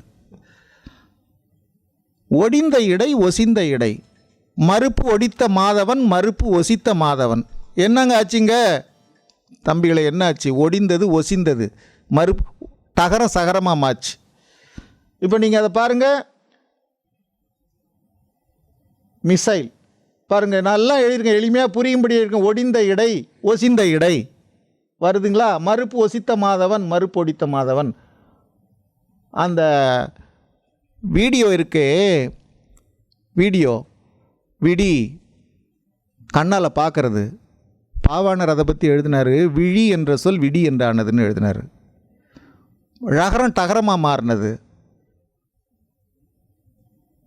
புழல் காயமா, புழல் என்றால் துளை, புழைக்கடை, தண்ணி ஓடுற இடம். புழைன்னா தொட. புழல் காய் தான் புடல் காயினானது, உள்ள தொலை உள்ள காய். ழகரம் டகரமாக மாறினது. ஒரு முறை பொற்கோ அவர்கள்ட்ட சொன்னேன், ஐயா இந்த துயிலடை நிலைன்னு சொல்கிறாங்களே என்னையான்னு கேட்டேன். எல்லாத்தையும் அன்பு கூர்ந்து கவனிங்க. பொற்கோ சொன்னார், அவர் எவ்வளோ பெரிய அறிவாளிங்கிறதுக்கு பாருங்கள். சென்னை பல்கலைக்கழகத்தின் முன்னை துணைவேந்தர். அவரோட பேசினோம். ஐயா அந்த துயிலடை நிலைன்னா என்னங்கன்னு கேட்டேன். நீங்கள் நினைக்கிறது ரொம்ப சரின்னாரு. அப்படியே நான் அப்படியே அவர் காலை தொட்டு கும்பிடணும்னு எனக்கு ஆசையாக இருந்தது. அவர் அதை விரும்ப மாட்டார். எவ்வளோ பெரிய அறிவாளியாக இருந்தால் நான் கேட்டதா, ஐயா அந்த துயிலடை நிலைன்னா என்னன்னு தான் நான் கேட்குறேன். நீங்கள் நினைக்கிறது சரின்ட்டாரு. என்ன நினச்சேன்? துயில் எழுநிலை, துயில் எடுநிலை, அதான் துயிலடை. ழகரம் டகரமாக மாறிட்டுன்ட்டாரு. அப்படி தாங்க விடு, அந்த விடியானது. விடியோன்னா பார்க்கறதுன்னு அர்த்தம். அந்த விடி தான் விசியானது, விசிட்டானது, விசானது, விசிபிளானது, வியூவானது, விஷனானது. டகர சகர மாற்றம், ஒடிந்த இடை ஒசிந்தது போல விடி விசியானது, விடியானது. ழகரம் டகரமாக மாறிச்சு, டகர சகரமாக மாறிச்சு. நீங்கள் விசி, விசிபிள், விசா, விசிட்டு, வியூ எல்லாத்தையும் எடுத்து பாருங்கன்னா ஃப்ரம் வீடியோன்னு எழுதியிருப்பான். விட்னஸ்னால் பார்த்ததுங்க.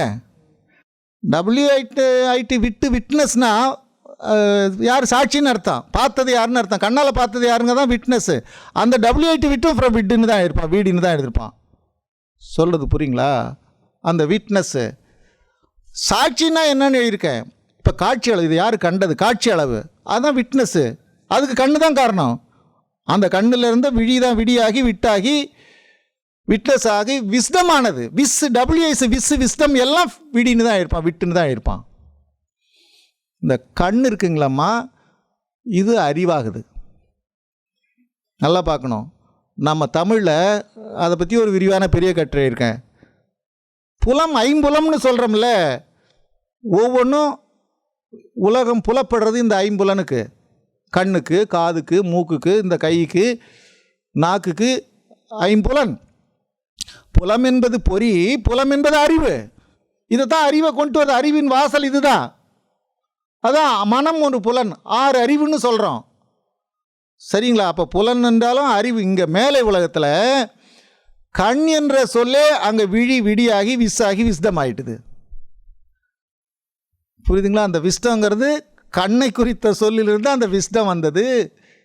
அந்த ஒய்ஸ் வந்தது. விதர்ப்ப நாடு, வைதர்ப்ப நாடு, விதேகி வைதேகி, அப்படிதான் விஸ்ன்னு சொல்லி அப்புறம் ஒய்ஸ்ன்னு சொல்கிறீங்க. அது கால்டுவெல் பெருமான் எழுதினது. கண் என்ற சொல் க்னா என்றாகி க்னோ என்றாகானது. அது கான்டினேவின் சஃபிக்ஸ் சேர்த்து LECH சேர்த்து நாலெட்ஜ் ஆனது. அப்போ கண் என்ற சொல் நாலெட்ஜ் ஆனது, விழி என்ற சொல் விஸ்டம் ஆனது. இதை எதுக்கு சொன்ன? மிசைலுக்கு அதுக்கு என்ன உறவு? அம்மா கவனிங்க கொஞ்சம். இந்த மிட் என்பது தான் ரூட். மிட்டு மிஸ் ஆனது எப்படி? விடி விசி ஆனது போல் டகர சகர மரத்தில். நான் பாவாணர் இது தொட்டது. விடு என்பது செண்டு. அம்பு கடி விடுதும் நும்மரன் சேர்மின் புறநானூறு. என்னை விடு, அவனை விடு, அவனை அனுப்பு. அந்த விடு தான் விடுறது, அனுப்புறது. புரியுதுங்களா? அந்த விடுதான் வானம் மானம் என்றாகிறது. வகரம் மகரம் மாற்றாமல் கவனிக்கணும். வானம் மானம், விழுங்கு முழுங்கு. அந்த பொண்ணுக்கு நல்லா மூக்கு மொழியும் நல்லா இருக்குதே, விழிதான் மொழியாச்சு. அவன் முழிக்கிறான் பாரு. முழிக்கிறது சொல்லல, விழிக்கிறது. நீ யார் முகத்தில் முழிச்சனோ அந்த வானம் பார்த்த பூமி, மானம் பார்த்த பூமி, என்னமோ வகரம் மகரமாக மாறுது. முதல்லையும் மொழிக்கு முதல்லையும் மாறுது, மொழிக்கு கடைசிலையும் மாறுது. அப்படித்தான் விடு என்ற சொல் மிடு என்றாகி மிட்டென்றாகி மிஸ் என்றாகி மிசைலானது. பணிக்காக கிறித்தவ ஊழியர்களாக விடப்பட்டவர்கள். அதான் விடு மிடு ஆகி மிஸ் ஆகி மிஷனரி.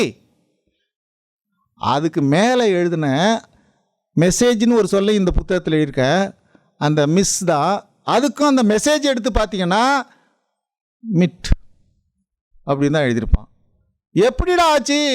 மிட்டுனா அது மிட்டு மிஸ் ஆனது. டகரம் சகரம் நமக்கும் இருக்கு. ஒடிந்த இடை ஒசிந்த இடை, மறுப்பு ஒடித்தவன் மறுப்பு ஒசித்தவன். செய்தியை அனுப்புகிறீங்க, அதுதான் மெசேஜ். இன்னும் சொல்ல போனால் உணவை கொண்டு வந்து அங்கே இடுறது, அதுதான் மெஸ்ஸுக்கும் மெசேஜுக்கும் ஒரே ரூட்டு தான். மிசைலுக்கும் அதே தான் ரூட்டு, மிஷினரிக்கும் அதே தான் ரூட்டு, எல்லாத்துக்கும் விடு என்ற தமிழ் தான் மூலம். இப்போ புரியுதுங்களா தமிழ் இந்தோ யூரோப்பிய உறவுன்னா என்னென்னு? என்ன புரியுது சொல்லுங்கள்? இப்போ எவ்வளோ பெரிய சொல், மிஷன், மிசைல், மிஷினரி, மெசேஜு, எல்லாம் எவ்வளோ நீங்கள் உள்ளார. அவன் என்ன செஞ்சிருப்பான்? எல்லாத்தையும் நாம் என்ன செஞ்சோம்? எங்கள் வீடு. அந்த மிட்டு எப்படி வந்து நீங்கள் சொல்லுங்களேன் சாமி. தெரியாது, ஒன்றும் தெரியாது, அதுக்கு மேலே ஒன்றுமே தெரியாது. அப்போது இதை மாதிரி உள்ளார போய் உடைச்சி பார்த்தா, பொற்க ஒரு முறை சொன்னார், என்ன இந்த ஆங்கில கோட்டை அப்படியே சரியுதுன்னு சொன்னார். ஒரு 8 மணி நேரம் நான் அவரோட ஒரு மகிழ்வில் பேசிக்கிட்டு போனேன், இங்கேருந்து கும்பகோணம் வரையில். நான் ஒரு காரில் போனோம். இதில் கார் எழுதியிருக்கிறேங்க, சும்மா வந்து விடு, வந்துடு, வந்து விடு, நல்ல தமிழ், வந்துடு கொஞ்சம் சுருக்கிக்கிட்டுது, வந்துடு, கொடுத்து விடு, கொடுத்துடு, போய்விடு, போயிரு, தின்று விடு, தின்று. இந்த டகர ரகரமாக மாறுதுமா. கொள்ளிடம்தான் கொல்றான், குடகு தான் கூர்க்கு, ராவா மாறிது, படகு தான் பர்க்கு. ஈப்ரு மொழியில் ஓல்டஸ்ட் லாங்குவேஜ் ஈப்ரு. BARQUE, அதை எப்படி நீங்கள் ஸ்பெல் பண்ணுவீங்க? BARQUE, park. குடகு கூர்க்கானது, படகு பார்க்கானது. அந்த பார்க்கில் வச்சு பேரம் பேசுனது தான் பார்கைன்னு ஸ்கீட் எழுதுறாரு. பார்கைனுக்கு என்னன்னு புரியுதுங்களா? படகுல ஒரு சரக்கை ஏற்றி ரெடி டு செயில், அதுக்கு தான் எம்பார்க்கு. ஸ்கீட் எழுதுகிற எட்டிமாலஜி இந்த மாதிரி சாதாரண ஆள் எழுதுனதில்லை. உலகத்தின் மாமேதை Skeat. Embark from Hebrew bark. இந்த எம்ங்கிறது புறப்படுறதுங்கிற ஒரு முன்னொட்டு. அதிலிருந்து சரக்கு இருக்குன்னா அது டிசெம்பார்க். அதன் பிறகு புறப்படுற இடம் எம்பார்க்கிங், இறங்குறத டிசெம்பார்க்கிங். வாட் இஸ் டிஸ்ன்னு ஒரு கட்டுரை இருக்கேன். இந்தோ ஐரோப்பிய எதிர்மறை முன்னொட்டு. தொல்காப்பியரின் உடைபடையும் இந்தோ ஐரோப்பிய எதிர்மறை வரலாறுன்னு ஒரு கட்டுரை இருக்கேன். 1 கோடி தங்கம் கொடுத்தாலும் இடது கையால் எரிஞ்சிருவேன், ஏன்னா அது அவ்வளோ பெரிய ஒர்த்ஃபுல். ஒவ்வொன்றுமே அப்படி தான். இந்த ஒரு கட்டுரைன்னு இல்லை, எது எழுதினாலும் அப்படி தான் எழுதணும். அதை யாரும் 50 காப்பி அடித்தா அது விற்காது, 40 காப்பி அன்பளிப்பாக கொடுக்கணும். அதுதான் இந்த நிலை இந்த நாட்டில். யாருக்கும் தமிழ்னா என்னென்னு தெரியாது. புள்ளி 1 விழுக்காடு கூட ஒருத்தருக்கும் தெரியாது தமிழ்னா என்னென்னு. இந்த டிஸ்ஸுங்கிற வரலாற்றை நான் எழுதியிருக்கிறேன். எதுக்கு சொல்ல? டிசெம்பார்க்கிங் பொழுது அது என்ன, ஏறுறது, இறங்கிறது, குறையிறது. நெகட்டிவ் ப்ரீஃபிக்ஸ் டிஸ்ஸு எவ்வளவு இன்பமானது தெரியுங்களா? உலகத்திலேயே பேரின்பம் தரக்கூடியது இந்த மொழியை பற்றி ஆய்வு. நான் எல்லாரையும் நினைக்கிறேங்க, எல்லாம் ஒரு தாய் மக்கள் நாம் என்போம் அப்படின்னு சொல்கிறாங்கள, அதை நான் உணர்ந்து என் உறவினராக யாதும் ஊரே யாவரும் களிர் என்பதை நான் உணர்ந்து மகிழ்கிறேன். ஆனால் நான் எல்லோரையும் உறவாக நேசிக்கிறேன், என்னைத்தான் யாரும் உறவாக நேசிக்கவில்லை. துமிங்கிறது ஒரு தமிழ் சொல். அதான் சொன்னேன்ல, சும்மா ஒரு மிகைப்படுத்தி. நான் கம்பராமாயணத்தில் எனக்கு ரொம்ப விருப்பம். நான் PhD பண்ணேன், 2000 பாட்டு பார்க்காம சொல்லுவேன். ஒரு நாள் அதை பற்றி நான் பேசி மகிழ்ந்ததில்லை. அதெல்லாம் எவனாவது சும்மா படித்து பொழுது போக்கிட்டு போகலாம், அதனால் ஒரு பயனும் இல்லை. ஆனால் இதுதான் தமிழ்னா என்னென்னு காட்டுறது, உலகத்துக்கும் தமிழுக்கு மதிப்பை உண்டாக்குறது. துமித்தல்ங்கிறது 25 இடத்துல சங்க இலக்கியத்தில் வருது. வெட்டுறதுன்னு பொருள், செக்டுன்னு பொருள். துமி, வாளரம் துமித்த, வாளினால் வெட்டியது. நீளிருள் துமிய மின்னி. துமிங்கிறது வெட்டுறது. அந்த துமிங்கிறத பற்றி பாவாணர் எழுதியிருக்கிறாரு. துமி தான் துவி என்றானது. துவினா 2, வெட்டு 1 துண்டு 2ங்க. அந்த வெட்டு 1 பாருங்க, குண்டற்று எழுதுறாருன்னு கால்டுவல் எடுத்து அப்படியே கட்டி தழுவுறாரு. கால்டுவல் பெருமான் எவ்வளோ பெரியவர், குண்டற்று நல்லா சொல்கிறார்ல அப்படிங்கிறாரு கால்டுவல். என்னவா? ஈறுதல் என்றால் பிளத்தல், அதில் இருந்தால் இரு என்றானதுன்னு எழுதுறார். ஒன்றை ஈர்ந்தால் 2,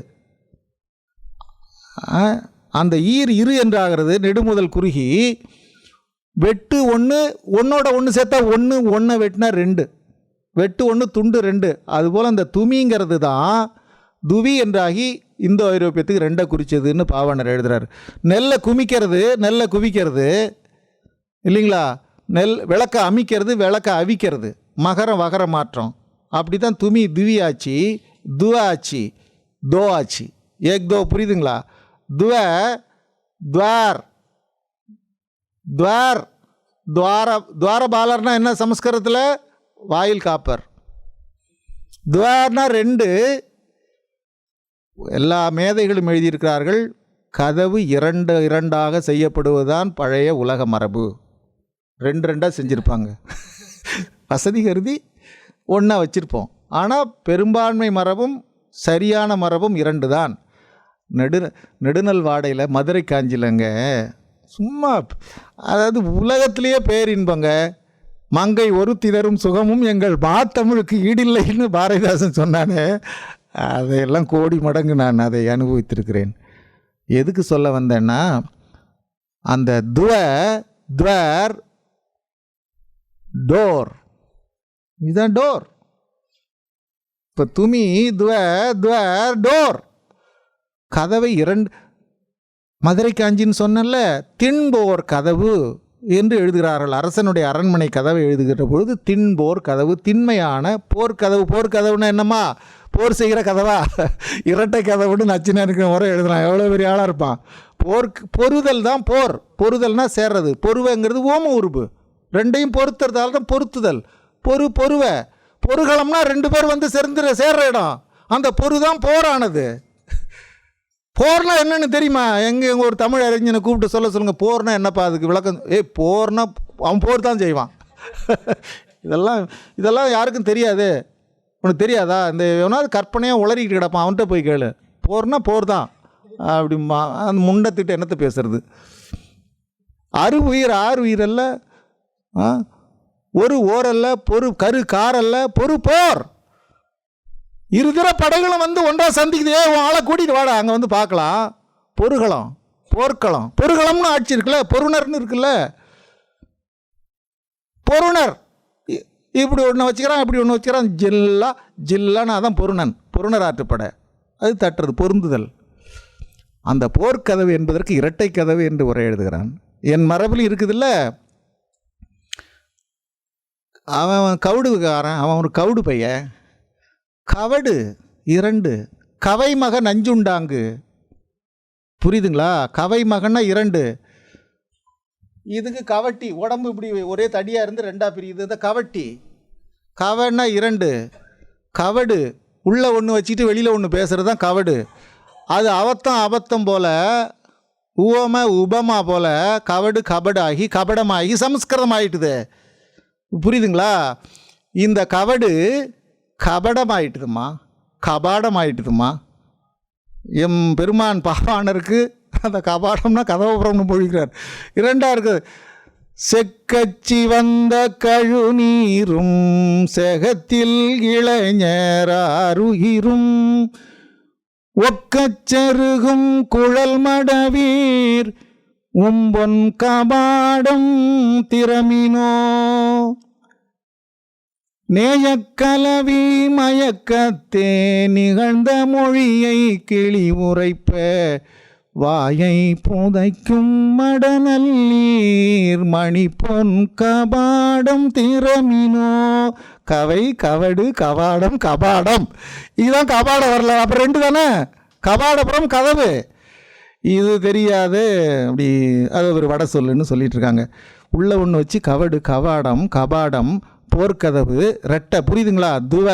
துவர் துவாரபாலர் இங்கேருந்து போனாங்கள்ல கவடு, இந்த துமி துவார், திரும்பி வராங்க துவார். வெள்ளைக்காரன் டோருன்ட்டு வரான். இதெல்லாம் நமக்கு புதுசு. இவெல்லாம் நமக்கு பெரிய ஆள். யாரப்பா நீங்கள்லாம்? அப்பா எங்கள்கிட்ட போன பிள்ளைகள்டா நீங்கள்லாம். எவ்வளோ பெரிய ஆய்வுங்க. இதை விட பேரின்பம் என்னங்க இருக்க முடியும்? 4000 ஆண்டுக்கு முன்னாடி துவாரபுரி துவாரகா. கதவு வச்சிருந்தா, கதவு போட்டிருந்த கதவு போகிற விட டேய், அவன் துவாரபுரி துவாரகா துவாரகை அவன் 4000 ஆண்டுக்கு முன்னே இந்த துவாவை எடுத்துகிட்டு போய் துமியிலேருந்து துவாவைக்கு தூவாக்கி டவுட்டு எழுதியிருக்கேன். டவுட் டிஓயூபிடி டவுட் தோ இஸ் த ரூட். அதுவா அதான் டவுட்டு, அது தோதா டூ ஹெட்டு எல்லாம் இதுதான். இது எப்படி புரியுதுங்களா? அவள் துவார்னு வந்தால் வெள்ளைக்காரன் நமக்கு வந்து டோர், அதெல்லாம் பெரிய இன்டர்நேஷ்னல் லாங்குவேஜ், அது டிவைன் லாங்குவேஜ், இது நீச மொழி. எது துமியை தந்தது இந்த துவா door.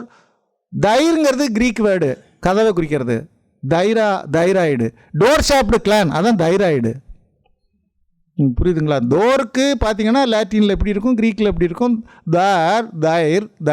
Thyroid, door shaped gland. இதெல்லாம் இது எதுக்கு சொல்ல வந்தேன்? இந்த துவி துவார் டோர் இப்படியெல்லாம் வந்து டிஸ்ன்னு எழுதிட்டாங்க. நல்லா கேட்கணும். துவிட 2 த்விஸ்ன்னு ஆகி அது டிஸ் ஆகிட்டுதுன்னு எழுதுறான். டிஐஎஸ் டிஸ் நெகட்டிவ் ப்ரீஃபிக்ஸ் இருக்கு. இந்த ராமகிருஷ்ண மடத்தில் ஒரு புஸ்தகம் படித்தேன், பழைய புஸ்தகம் வீட்டில் இருந்து. டிசீஸ்னால் என்னன்னு அவங்க வேற ஒரு விளக்கம் சொல்கிறாங்க. இந்த இஏஎஸ்ஒய் ஈசி இருக்கே, அதுவும் டிசீஸில் உள்ள செகண்ட் ஆஃபும் ஒன்று தான். இருக்குது உள்ள ஒய் இருக்குது கடைசியில், அவ்வளோதான். இப்போ எனக்கு உடம்பு நல்லா இருக்குது அப்படின்னா நான் ஈஸியாக இருக்கேன். நான் உடம்புல ஒரு பல்லு வலி வந்துச்சு, தலைவலி வந்துச்சு, மயக்கமாக இருக்குன்னா நான் இயல்பாக ஈஸியாக இல்லை. That is called disease. எப்படி இருக்குது பார்த்தீங்களா? இங்கிலீஷு அவ்வளோ அழகான மொழி உலகத்தில் எல்லாமும். டிசீஸுக்கு இதுதான் ஆங்கில அறிஞர்கள் விளக்கம். மூடி வச்சுருந்தாங்க ஒன்று, உண்மை தெரியலை, அதை உடச்சிட்டாங்க, அதான் டிஸ்கவர்டு. ஐயோ என்ன அழகுங்கிறீங்க. இந்த டிஸ்ஸை பயன்படுத்துறது பார்த்தீங்கன்னா ஒரு 1000 வார்த்தையில் பயன்படுத்தியிருப்பாங்க. அந்த டிஸ்ஸை எழுதுகிற ஆங்கில அறிஞன் ஃப்ரம் திஸ்ன்னு எழுதியிருக்கிறான். டிஸ் ஆகிட்டுதுன்னு எழுதுகிறான். டெஸ் அதுதான், டிஐஎஸ் டிஸ் அதுதான், டி அதுதான், எல்லாம் அதனுடைய சேர். இந்த டிஸ்ஸுக்கும் 2ஐ குறிக்கிற திஸ்ஸுக்கும் இல்லை என்ற டிஸ்ஸுக்கு என்ன உறவு? ஒரு விளக்கமும் அங்கே இல்லை. ஆனால் தெளிவாக எழுதியிருக்கிறாங்க. அதுதான்னு எல்லா வேர்ச்சொல்லாகராதையும் பார்த்துட்டேன். எனக்கு புரியுதப்பா அப்படின்னு அப்புறம் எனக்கு மகிழ்ச்சி அடைஞ்சு தான் எடுத்து எழுதினேன். ஒரு பொருள் உடஞ்சிட்டா இல்லாத போயிடுங்க, இவ்வளவுதாங்கய்யா. ஒரு பொருள் உடஞ்சிட்டா முடிஞ்சு போச்சு கதை. மனசு உடஞ்சிச்சுப்பா. படை உடைந்தது. கூற்றம் குதித்தலும் கைகூடும் நோற்றல் அது இல்லை. கூற்று உடன்று மேல் வரினும் கூடி எதிர் நிற்கும் ஆற்றல் அதுவே படை. வள்ளுவர் சொல்கிறான், எதிர்க்க யமன் படை தலைமை தாங்கி வராடே, வரட்டுண்டா நீ வாடா நம்ம போய் அடிப்பவன அப்படின்ட்டு போகணும். கூற்று உடன்று மேல் வரினும் கூடி எதிர் நிற்கும். வெற்றி எப்பங்க கூடி இருந்தா, தோல்வி எப்பங்க படை உடஞ்சிச்சுனா. உடைபடை புக்கு. மண்டமர்க்கு உடைந்தனாயின், உடஞ்சி போனால் தோத்தான்னு அர்த்தமா? சரிங்களா? தமிழ் எப்படி? நானும் புறநானூற்றில் 200 பாட்டு பார்க்காம சொல்லுவேன், குறுந்தொகை 400 பாட்டு பார்க்காம சொல்லுவேன். இந்த இலக்கிய சொற்பொழி செய்ய மாட்டேன், அருவருப்பு. இது என்ன இருக்குது? யார் வேணாலும் செய்யலாம், பொழிப்புற சொல்கிற வேலை. இது ஒரு ஈன வேலை. இதே செஞ்சுட்டு உட்காந்துருப்பான். மண்டமர்க்கு உடைந்தனாயின் உண்டையன் முளை அறுத்திடுவன். அங்கே உடைந்தனாயின்னு என்ன பொருளுங்க? தோற்றனன் பொருள். உடஞ்சி போனால் தோற்றுச்சு. ஒற்றுமை என்றும் பலமாம், ஒன்றுபட்டால் உண்டு வாழ்வு, நம்மில் ஒற்றுமை நீங்கிடில் அனைவருக்கும் தாழ்வு. ஒன்றுபடுதல் உறுதி, உடைந்து போனால் இல்லை. அதனால தான் ஆங்கில மேதைகள் என்ன எழுதியிருக்காங்க? டிஸ்ஸுன்னு எழுதியிருக்காங்க. புரியுதா? அப்போ டிஸ்ஸு துணி, டிஸ்ஸு புரியுதுங்களா? அந்த டிஸ்ஸு அதுக்கு ஒப்புமை எழுதினேன் பாருங்கள். பாருமயிர் குடுமி எண்ணெய் நீவி ஒரு மகன் அல்லது இல்லோள் செருமுகம் நோக்கி செல்கன விடுமே. இதை சொல்லி முடிக்கிறேம்மா, நீங்கள் பேசணும் கொஞ்ச நேரம். புறநானூறு இது. நான் பாட்டுன்னு எழுதுவேன் முதுகலை படிக்கிற பொழுது. இப்போல்லாம் எங்கள் பசங்க யாரும் நீட்டை படித்தவங்க அப்படி எழுதலை. நீங்களாம் இங்கே நிறைய பிள்ளைங்களை அப்படி எழுதுவீங்க. பாட்டு எழுதி கீழே பாட்டு என்ன எழுதுவேன். அப்படி மனப்பாடம் எனக்கு ஆசை. பிளவுபட்ட மயிர்னு ஒரே எழுதுனாங்க. இப்படி தெருவில் விளையாண்டுட்டு இருந்தான் அந்த பையன். அவனை கூப்பிட்டா அம்மா தலையில் எண்ணெயை பூசி படிய வைக்கிறா. முள்ளம் பண்ணி போல் சிலிப்பிட்டு இருக்கு பாரு அப்படின்னு நம்ம அம்மா திட்டுவா. எங்கள் அம்மா விளக்கல்ல தடவுவா சின்ன வயசில். எல்லாம் அதுதான் படியும். அப்படி சிலிப்பிட்டு இருக்கலாம். அதுதான் பாரு மயிர் கொடுமி. பால் என்பது வேர். இது எதுக்கு சொல்ல வந்தால் 1000 செய்தி இருக்குது. என்னங்க தமிழே ஓடு இதுக்கு பிறந்த வரலாறு, இதுக்கு பிறந்த வரலாறுன்னு ஒவ்வொன்றையும் உடச்சி பார்த்தா எல்லாமே நமக்குள்ளே, நம்ம மொழியின் வரலாற்று நம்ம மொழிக்குள்ளே இருக்குது. ஆனால் அந்த மொழியின் வரலாறு நமக்குள்ளே வருது. ஒரு கட்டடத்தினுடைய மேல் பகுதி போல் அவங்க மொழி வரலாற்று எழுதியிருக்காங்க. அதனுடைய அடித்தளம், ஃபவுண்டேஷன்லாம் நம்மகிட்ட இருக்குது. இது எதுக்கு சொல்ல வந்தேன்? பாருமயிர்னா என்ன சார்? பிளவுபட்ட மயிர்னு அவங்க என்ன எழுதுனாங்க? பகு, பகல், பால், பால்து பாரு. கொல் என்பது கோல் என்றாகி கோரல் என்றானது. போல் என்பது போல்தல் போரல் என்றானது இல்லையா? அதுபோல் பால்னா பிரிவு, பகு பகல், பால் பால்து பாரு. பாரு மயிர்னா பிளவுபட்ட மயிர். அப்போ பாரு மயிர்ங்கிறதுக்கு விளக்கம் சொல்லிட்டோமா? பிளவுபட்ட மயிர்னு தானே உரை எழுதினாங்க. முத்தினறி அறியாத மூர்க்கரொடு முயல்வேனை பத்தினறி அறிவித்து பழவினைகள் பாரும் வண்ணம் சித்தமலம் அறிவித்து சிவமாக்கி எனையாண்ட அத்தன் எனக்கு அருளியவா யார் பெறுவார் அச்சோவே. பழவினைகள் பாரும் வண்ணம் அவன் என்ன எழுதுவான்? பழவினைகள் அழிகிறது. பிளவுபட்ட மயிர் என்ற புறநானூறு பழவினைகள் பாருக, நும்பினை பாருக. கவுந்தடிகள் சொல்கிறா கோவலன், உங்கள் வினை அழியட்டுமப்பா. அப்போ புறநானூற்றிலே பாருமயிர் என்பதற்கு பிளவுபட்ட மயிர் என்று எழுதினானே, அது எப்படி பாறுதல் என்றால் அழிதல் என்று பின்னே பொருளானது? பிளவுபட்டால் அழிவுதா? இந்த பிளவுபட்டால் அழிதல் தான் என்பதை இந்த பாரு என்ற பிளவுபட்ட சொல் பாரு என்ற அழிதல் பொருளை பெற்றது போல ஒப்புநோக்கு சான்று இன்னும் 5 எழுதியிருக்கிறேன். அப்போ ஒன்றுபடுதல் உடைந்தல், உடைந்து போனால் அழிதல். அப்படித்தான் துமி, த்வி, த்விஸ், டிஸ். புரியுதுங்களா? அதுதான் டிஸ் வரலாறு. இதற்கு மேல் நான் தமிழ் இந்தோ ஐரோப்பிய உறவு என்று சொல்வதற்கு 1000 நுட்பமான செய்திகள் இருக்கின்றன. சமஸ்கிருதம் என்ன, வேத மொழி என்ன, இந்தி என்பது என்ன, எப்பப்போ என்னென்ன உறவு, எந்தெந்த காலகட்டத்து உறவு, இதை எல்லாத்தையும் துல்லியமாக இணைத்து பிணைத்து பார்க்கிற பொழுது இந்த தமிழ் இந்தோ ஐரோப்பிய உறவு அதுதான் சொல்ல வர்றது. எல்லாம் ஒரு தாய் மக்கள் நாம் தான். எல்லாம் போயிட்டு பாருங்கள், அவன் நம்மளை ட்ரைபலாக நினச்சி நம்மளை துப்பீரங்கி எடுத்துகிட்டு வந்து சுட்டு நமக்கு சுதந்திரத்தை அடிமையாக்கி, நம்ம பையன் சின்ன பையன் ஆங்கிலேயங்கிறவன் ஐரோப்பியங்கிறவன் நம்மள்ட்ட இருந்து பிரிஞ்சு போய்ப்பார். நம்ம பிள்ளைங்க அமெரிக்காவுக்கு போய் பெரிய வீடு கட்டி பெரிய கார் வச்சு இங்கே வந்தால் வீட்டுக்கு வரமாட்டேங்குதுல்ல, ஸ்டார் ஹோட்டல்லே தங்கி அம்மா அப்பா வர வச்சு பார்த்துட்டு போகுதில்ல. அப்படி தான் அவன் வசதியாகிட்டான், வளமாயிட்டான். அது வேறு. ஆனால் அவன் யார்? நம்ம பையன், சின்ன பிள்ளைங்க. அவன் ஜாலியில் வேலை பார்க்க சொல்லி நம்ம கட்டணங்களை தூக்கில் போட்டு நம்ம வாவுசியை செக்கிழுக்க வச்சு, என்ன சிரிப்பான வரலாறுங்கிறீங்க? என்ன சிரிப்பான வரலாறு? நினச்சி பார்த்தா எனக்கு இரவெல்லாம் உறக்கம் வராது. அதை எழுதினேன். இதை நான் ஐரோப்பாவில் சென்ற ஆண்டு ஒரு 3 மாதம் அங்கே பேசினேன். நம்ம தமிழ் பிள்ளைகள்டெல்லாம் பேசினேன். அப்போ அந்த பிள்ளைகள் கேட்டுதுங்க, ஐயா நாங்கள் இந்த ஐரோப்பிய அரசுக்கு இந்த மொழிக்கெல்லாம் மூல மொழியோ? ஓம் நாம மூல மொழி தான். அப்போ ஏயா நம்மளை எல்லோரும் சேர்ந்து அழிச்சாங்க? அப்போ தான் சொன்னேன், அம்மா தாய் தன்னை அறியாத கன்றில்லை என்று கம்பன் சொல்லுகிறான் ஒரு பாடலில். கன்றை அவிழ்த்து விட்டால் நம் தாய் எங்கே இருக்கிறாள் என்று 100 மாடு பசுமாடு இருந்தால் அதில் தன் தாயை ஓடி அந்த கன்று ஒன்று முட்டி பாலை குடிக்கும். நாலடியாரில் பாட்டிற்கு தெரியும். தாய் தன்னை அறியாத கன்று இல்லை. ஆனால் இன்றைக்கு இந்த தாயை அறியாத கன்றுகளாக இவர்கள் இருக்கிறார்கள். எனவே தாய்தான் கன்றுகளிடத்தில் சென்று சொல்ல வேண்டும், பா நாங்கள் தாயிடப்பா. அதனால்தான் தமிழையும் தமிழினத்தையும் யார் அழித்தாலும் அவர்கள் தங்கள் தாயையும் தாயினத்தையும் அழிக்கிறார்கள். ஆங்கிலேயனுக்கு ஆங்கிலேயம் தாய்தான், அந்த ஆங்கில தாய்க்கும் என் தாய் தான் தாய். எனவேதான் இந்த உண்மையை நாம் உலகத்துக்கு உணர்த்த வேண்டும். இது ஒரு இனத்தின் பெருமையோ ஒரு மொழியின் பெருமையோ சொல்லுகிற ஒரு மேலாதிக்க மனப்பான்மையில் சொல்வதல்ல. ஆய்ந்து இந்த நாஸ்டாட்டிக் ஸ்டடீஸில், மதர் டங் ஸ்டடீஸில் அவர் டெரக்கோட்டான்னு ஒரு சொல், அது 1 நிமிடத்தில் சொல்லி முடிக்கிறேன். அந்த பொம்ஹாடு recent trends in Nostratic studies at 2011ங்கிற புத்தகத்தில் மேலே அட்டையில் ஒரு டெரக்கோட்டா போட்டிருக்கிறார். சிந்து வெளியில் உள்ள ஒரு டெரக்கோட்டா. என்ன எழுதியிருக்கிறார் அதெல்லாம் செம்மொழிக்கு? What is terra, what is கோட்டான்னு. அவையே சிந்து வெளியினுடைய ஒரு டெரக்கோட்டா சுடுமண் பொம்மையை போட்டிருக்கிறான்னா, ஒரு மூல மொழியை ஆய்வு செய்கிறோம், இந்த சிந்துவெளி மக்கள் தான் மூல மக்களாக இருக்கும்னு நினச்சி தான் அந்த அமெரிக்க பேரறிஞன் அந்த படத்தை போட்டிருக்கிறான். இவங்க தான் மூல மக்களாக இருக்கும்னு. தரை என்ற சொல்தான் டெரா என்றானது, டெரஸ் ஆனது. டெரிட்டோரியல் இன்டெகிரிட்டி, மெடிட்டரேனியன், டெரா. தார்மலி மார்பம் தரைமூழ்கி கிடப்பதோ கண்ணகியினுடைய கதறல். எல்லா வளங்களையும் தருவதால் அதற்கு தரை என்று பெயர்.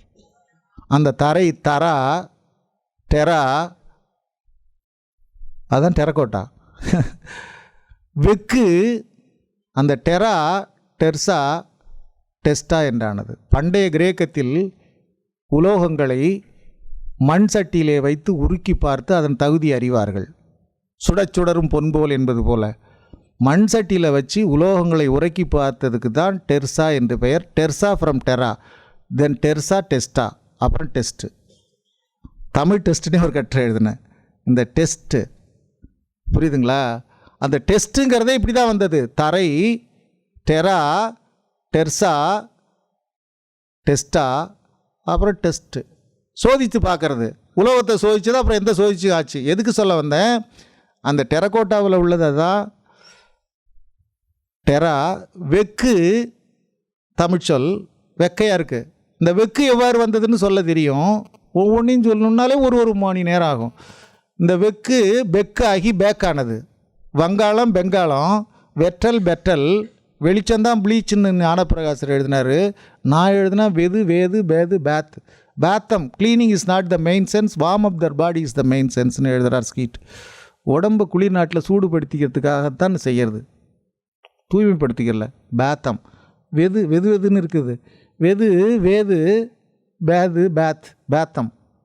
புரியுதுங்களா? அதுதான் சன் பேத் எல்லாம் சூடுபடுத்திக்கிறது. அப்போ வெது வேது பேது பேத்து, வெளிச்சம் ப்ளீச்சு, வெற்றல் பெற்றல், வகர பகர மாட்டத்தில் தான் வெக்கு பெக்காகி பேக்காகி குவாக்காகி கூக்காகி கூச்சனாகி கீச்சனானது. வெக்கு பெக்கு பேக்கு குவாக்கு கோக்டா. கோக்டான்னா சுடுமண் பொம்மை, அதான் டெரக்கோக்டா, அதான் டெரக்கோட்டா. அதாவதுங்கய்யா, நான் இப்படி சொல்கிறது, மாமேதைகளும் மண்டியிட்டு கேட்க வேண்டும் நான் பேசுகிற பேச்சைன்னு. உலகத்தில் யாருக்கும் தெரியாது. இது நாம் சொன்னாதான் தெரியும். ஏன்னா அவ்வளவுக்கும் அவனே எழுதியிருக்கா. ஸ்டீஃபன் கில்லியார் லீவிட்டுங்கிறவர் என்னுடைய நூல் ஒன்றுக்கு அணிந்துரை கொடுத்துருக்கிறார், ஆங்கில நூலுக்கு. சமஸ்கிருத பேராசிரியர், பென்சில்வேனியாவில். அவரே எழுதியிருக்கிறார் ஒரு கட்டுரையில். இந்த தமிழ் இந்தோ யூரோப்பிய உறவை அது ஏற்றுக்கிட்டவர், பாவாணர் கருத்தை ஏற்றுக்கிட்டவர், தமிழின் முதன்மை ஏற்றுக்கொண்டவர். இதுக்கு மேலெல்லாம் இதை ஆய்வு செய்யணுன்னா தமிழறிஞர்களால் தான் முடியும். ஏன்னா டேட்டா அவங்கள்ட்ட தான் இருக்குன்ட்டார். புரியுதுங்களா? அதனால தான் பாவாணர் என்ன சொன்னார்? மேலை மொழி நூல் அறிஞர்கள் மெத்த படித்த மேதைகள் என்றாலும் தங்கள் மொழியின் மூலம் காண முடியாமல் குன்று முட்டிய குருவி போல் இடர்பட்டு நிற்கிறார்கள். தங்கள் மொழியின் திறவுகோல் தமிழில் இருக்கிறது. திறவுகோல் கையில் இருக்கத்தால ஒரு நோஞ்சானாலையும் திறக்க முடியும், திறப்பு இல்லைன்னா யாராலையும் திறக்க முடியாது. எனவே இதை உலக அளவில் எடுத்துகிட்டு போக நமக்கு ஒரு துளி கூட வாய்ப்பு வசதி கிடையாது. ஆட கால் தந்து அதற்கொரு கலை தந்து அரங்கினை தரவிலேயே இறைவான்னு நான் ஒரு பாட்டு எழுதினேன். எனக்கு கால் இருக்கிறது, அந்த கால் ஒரு கலையும் கற்றிருக்கிறது, ஆனால் மேடை இல்லை என்று நான் கவலைப்பட்டு தான் வாழ்ந்து கொண்டிருக்கிறேன். எனக்கும் ஒரு மேடை அமைத்து இவ்வளோ பெரிய மக்களை இந்த ஆரவார தேட்டமிகு சென்னையில் கூடி இந்த இடத்துல இவ்வளோ பெரிய பெருமக்களை எல்லாம் அழைத்து இந்த செய்தியை கேட்க வைத்தமைக்கு நன்றி கூறி, ஏதாவது நீங்கள் கேட்டால் விடை சொல்லுகிறேன். நன்றி, வணக்கம். கேள்வி ஐயா. நன்றிங்க ஐயா. ஒன்று ஸ்கீட்டோ 472 வேர்ச்சொற்கள்னு சொன்னீங்கல்ல? ஆமாங்கய்யா. ஆனால் இதில் பாணினியோட சிவசூத்திரத்தில் 2200 தாது வேறு சொல்லியிருக்காரு. அதற்கு நல்ல நன்றிங்கய்யா. நான் அதை பற்றியெல்லாம் எழுதியிருக்கிறேன் ஐயா. நீங்கள் கேட்ட கேள்வி ஒன்று சொல்லிட்டீங்க, இன்னொரு கேள்வி சொல்லுங்கள். இன்னொரு கேள்வி நீங்கள் ஆஸ்திரேலியாவில் நீங்கள் அவங்க இப்போ அண்மையில் ஈனியல் மூலமாக, ஜெனட்டிக்ஸ் மூலமாக புதுசாக ஒன்று கண்டுபிடிச்சிருக்காங்க. சொல்லுங்கய்யா. அவங்க 9000 ஆண்டுகளுக்கு முன்னாடி தமிழர்கள் படகுல போயிருப்பாங்கன்னு சொல்லி ஒரு 2வது ஒரு குடியேற்றம் நடந்ததாக இப்போ அண்மையில் ஒரு 2-3 ஆண்டுகளுக்கு முன்னாடி வந்தது. நல்லதுங்கய்யா. அப்புறம் சொல்லுங்கய்யா. 2 கேள்வி தானே? 2 கேள்வி தானே? ஆமாங்க, சொல்லுங்கய்யா. 2க்கு விட சொல்கிறேன். இந்த 9000 ஆண்டுகளுக்கு முன்னாடி ஒரு இதற்கு முன்னாடி இருந்ததுக்கும் இந்த 40,000 ஆண்டுகளுக்கு 3வது அதனுடைய தொடர்ச்சி இருக்கு. அதாவது ஆஸ்திரேலிய மொழிகள் அங்க பல மொழிகள் 700 சொச்சம் மொழிகள் இருக்கிறதாக கேள்வி. நான் வச்சிருக்கேங்க, ஆஸ்திரேலியா அகராதி வச்சிருக்கேன். அதுல ஆங்கில மொழியுமா இதுல சேர்ந்திருக்கும், இல்ல இதுல இந்த 2 விதமான குடியேற்றத்துல அதுலயும் விரிவு மாற்றங்கள் இருக்காதான்னு கேட்க. நன்றிங்க. ஐயா கேட்ட கேள்வி ரெண்டுக்கும் நான் சுருக்கமாக விட சொல்கிறேன். இந்தியன் வேர்ட்ஸ் இன் இங்கிலீஷ்னு ஒரு புத்தகம் ஆக்ஸ்ஃபோர்டு வெளியிட்டது. இதுபோல் நிறைய புத்தகம் இருக்குது.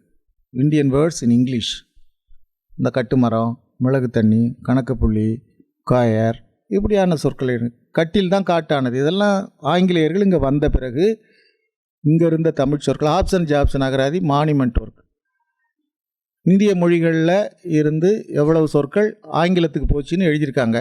இதுவும் அதே போல் புத்தகம்தான். நிறைய நூல் இது போல் இருக்குது.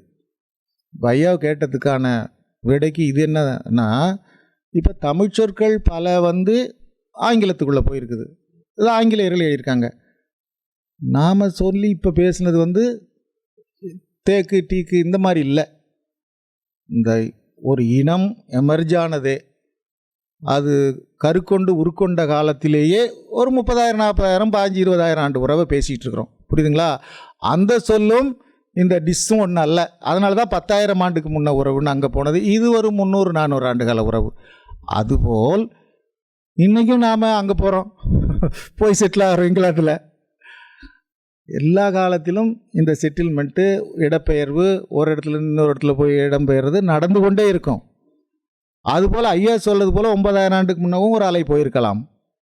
அது ஐயா என்ன அடிப்படையில் எதை படித்து சொல்கிறாங்கன்னு எனக்கு தெரியலை. ஆனால் நான் போய் நெட்டில் தான் படித்தேன், கூகுளில் தான் படித்தேன். ஆஸ்திரேலிய லாங்குவேஜ், அபார்ஜின்ஸ் ஹிஸ்ட்ரி எல்லாம் எழுதின புத்தகங்களும் நிறையா இருக்குது. என்னட்டையும் சில நூல்கள் வச்சுருக்கேன். இந்த 9,000 ஆண்டை பற்றி நான் படித்ததில்லை. ஐயா சொல்கிறது புதிய செய்தியாக இருக்குது. அது உண்மையாக இருக்கலாம். அப்படி இருந்தாலும் அப்படி ஆனது தான். காலந்தோறும் போவாங்க. இப்போ நாம் இங்கிலாந்துக்கு போகிறது 15,000 ஆண்டு. அதாவதுங்க, டென்மார்க்கு போயிருந்தேன். அந்த ஆங்கிள்ங்கிறது ஒரு டிஸ்ட்ரிக்ட்டு. அந்த ஆங்கிளில் ஆங்கிள்ங்கிறது டிஸ்ட்ரிக்டில் ஒரு சின்ன தீவு. அந்த தீவில் இருந்த மக்களுக்கு தான் ஆங்கிலீஷ்னு பேர். அவங்க பேசின மொழி தான் இங்கிலீஷ். இங்கிலீஷ் இதை தான் இங்கிலீஷ்காரன் எல்லாம் எழுதி வச்சுருக்கான். 4ஆம் நூற்றாண்டில் தான், கிபி 4 தான் இங்கிலாந்துக்குள்ளே வராங்க அந்த ட்ரைபல். நிறைய ட்ரைபல் வந்தாங்க ஐரோப்பாவில் பல பகுதியிலேருந்து. ஒரு ட்ரைபல் டென்மார்க் பக்கத்தில் இருந்த அந்த ஆங்கிலீஷ் பீப்புள், சாக்சானிக் பீப்புள், இப்படி ஒவ்வொருத்தர் ஜூட்ஸு இப்படி வராங்க.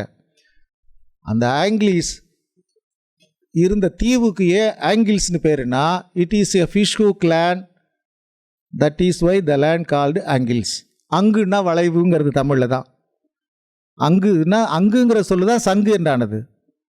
அமர் சமர் அந்தி சந்தி அவை சவை போல் அங்கு மார்க்கு, அங்குசம், இந்த இதெல்லாம் அங்குன்னா வளைவு. அங்கு சங்கானது.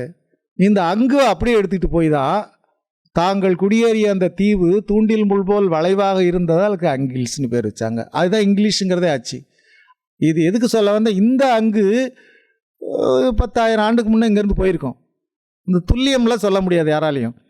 ஆனால் இன்றைக்கும் தான் நம்ம இங்கிலாந்துக்கு நம்ம பிள்ளைகளை படிக்க வைக்க அனுப்புகிறோம், வேலைக்கு அனுப்புகிறோம். இதுதான் புது செட்டில்மெண்ட்டு தான். ஆனால் நாம் பேசிக்கிட்டு இருக்கிறது அந்த வரலாற்று உடைவு, வரலாற்று தோற்றம், மொழி உருவாக்கத்தை பற்றிய உறவு. அதனால் அந்த 9,000 ஆண்டுங்கிறது இருக்கலாம்.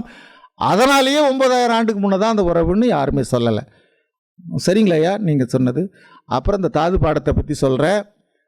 இந்த லிஸ்ட் ஆஃப் ஆரியன் ரூட்ஸ் 472 பற்றி நான் சொல்கிறேன். 472 பல சொற்கள் மூலம் கிடையாது. ஸ்கீட்டு சொன்னதும் ஒரு 200 தான், 150 தான் ரூட்டு. மற்றதெல்லாம் வேர்டு.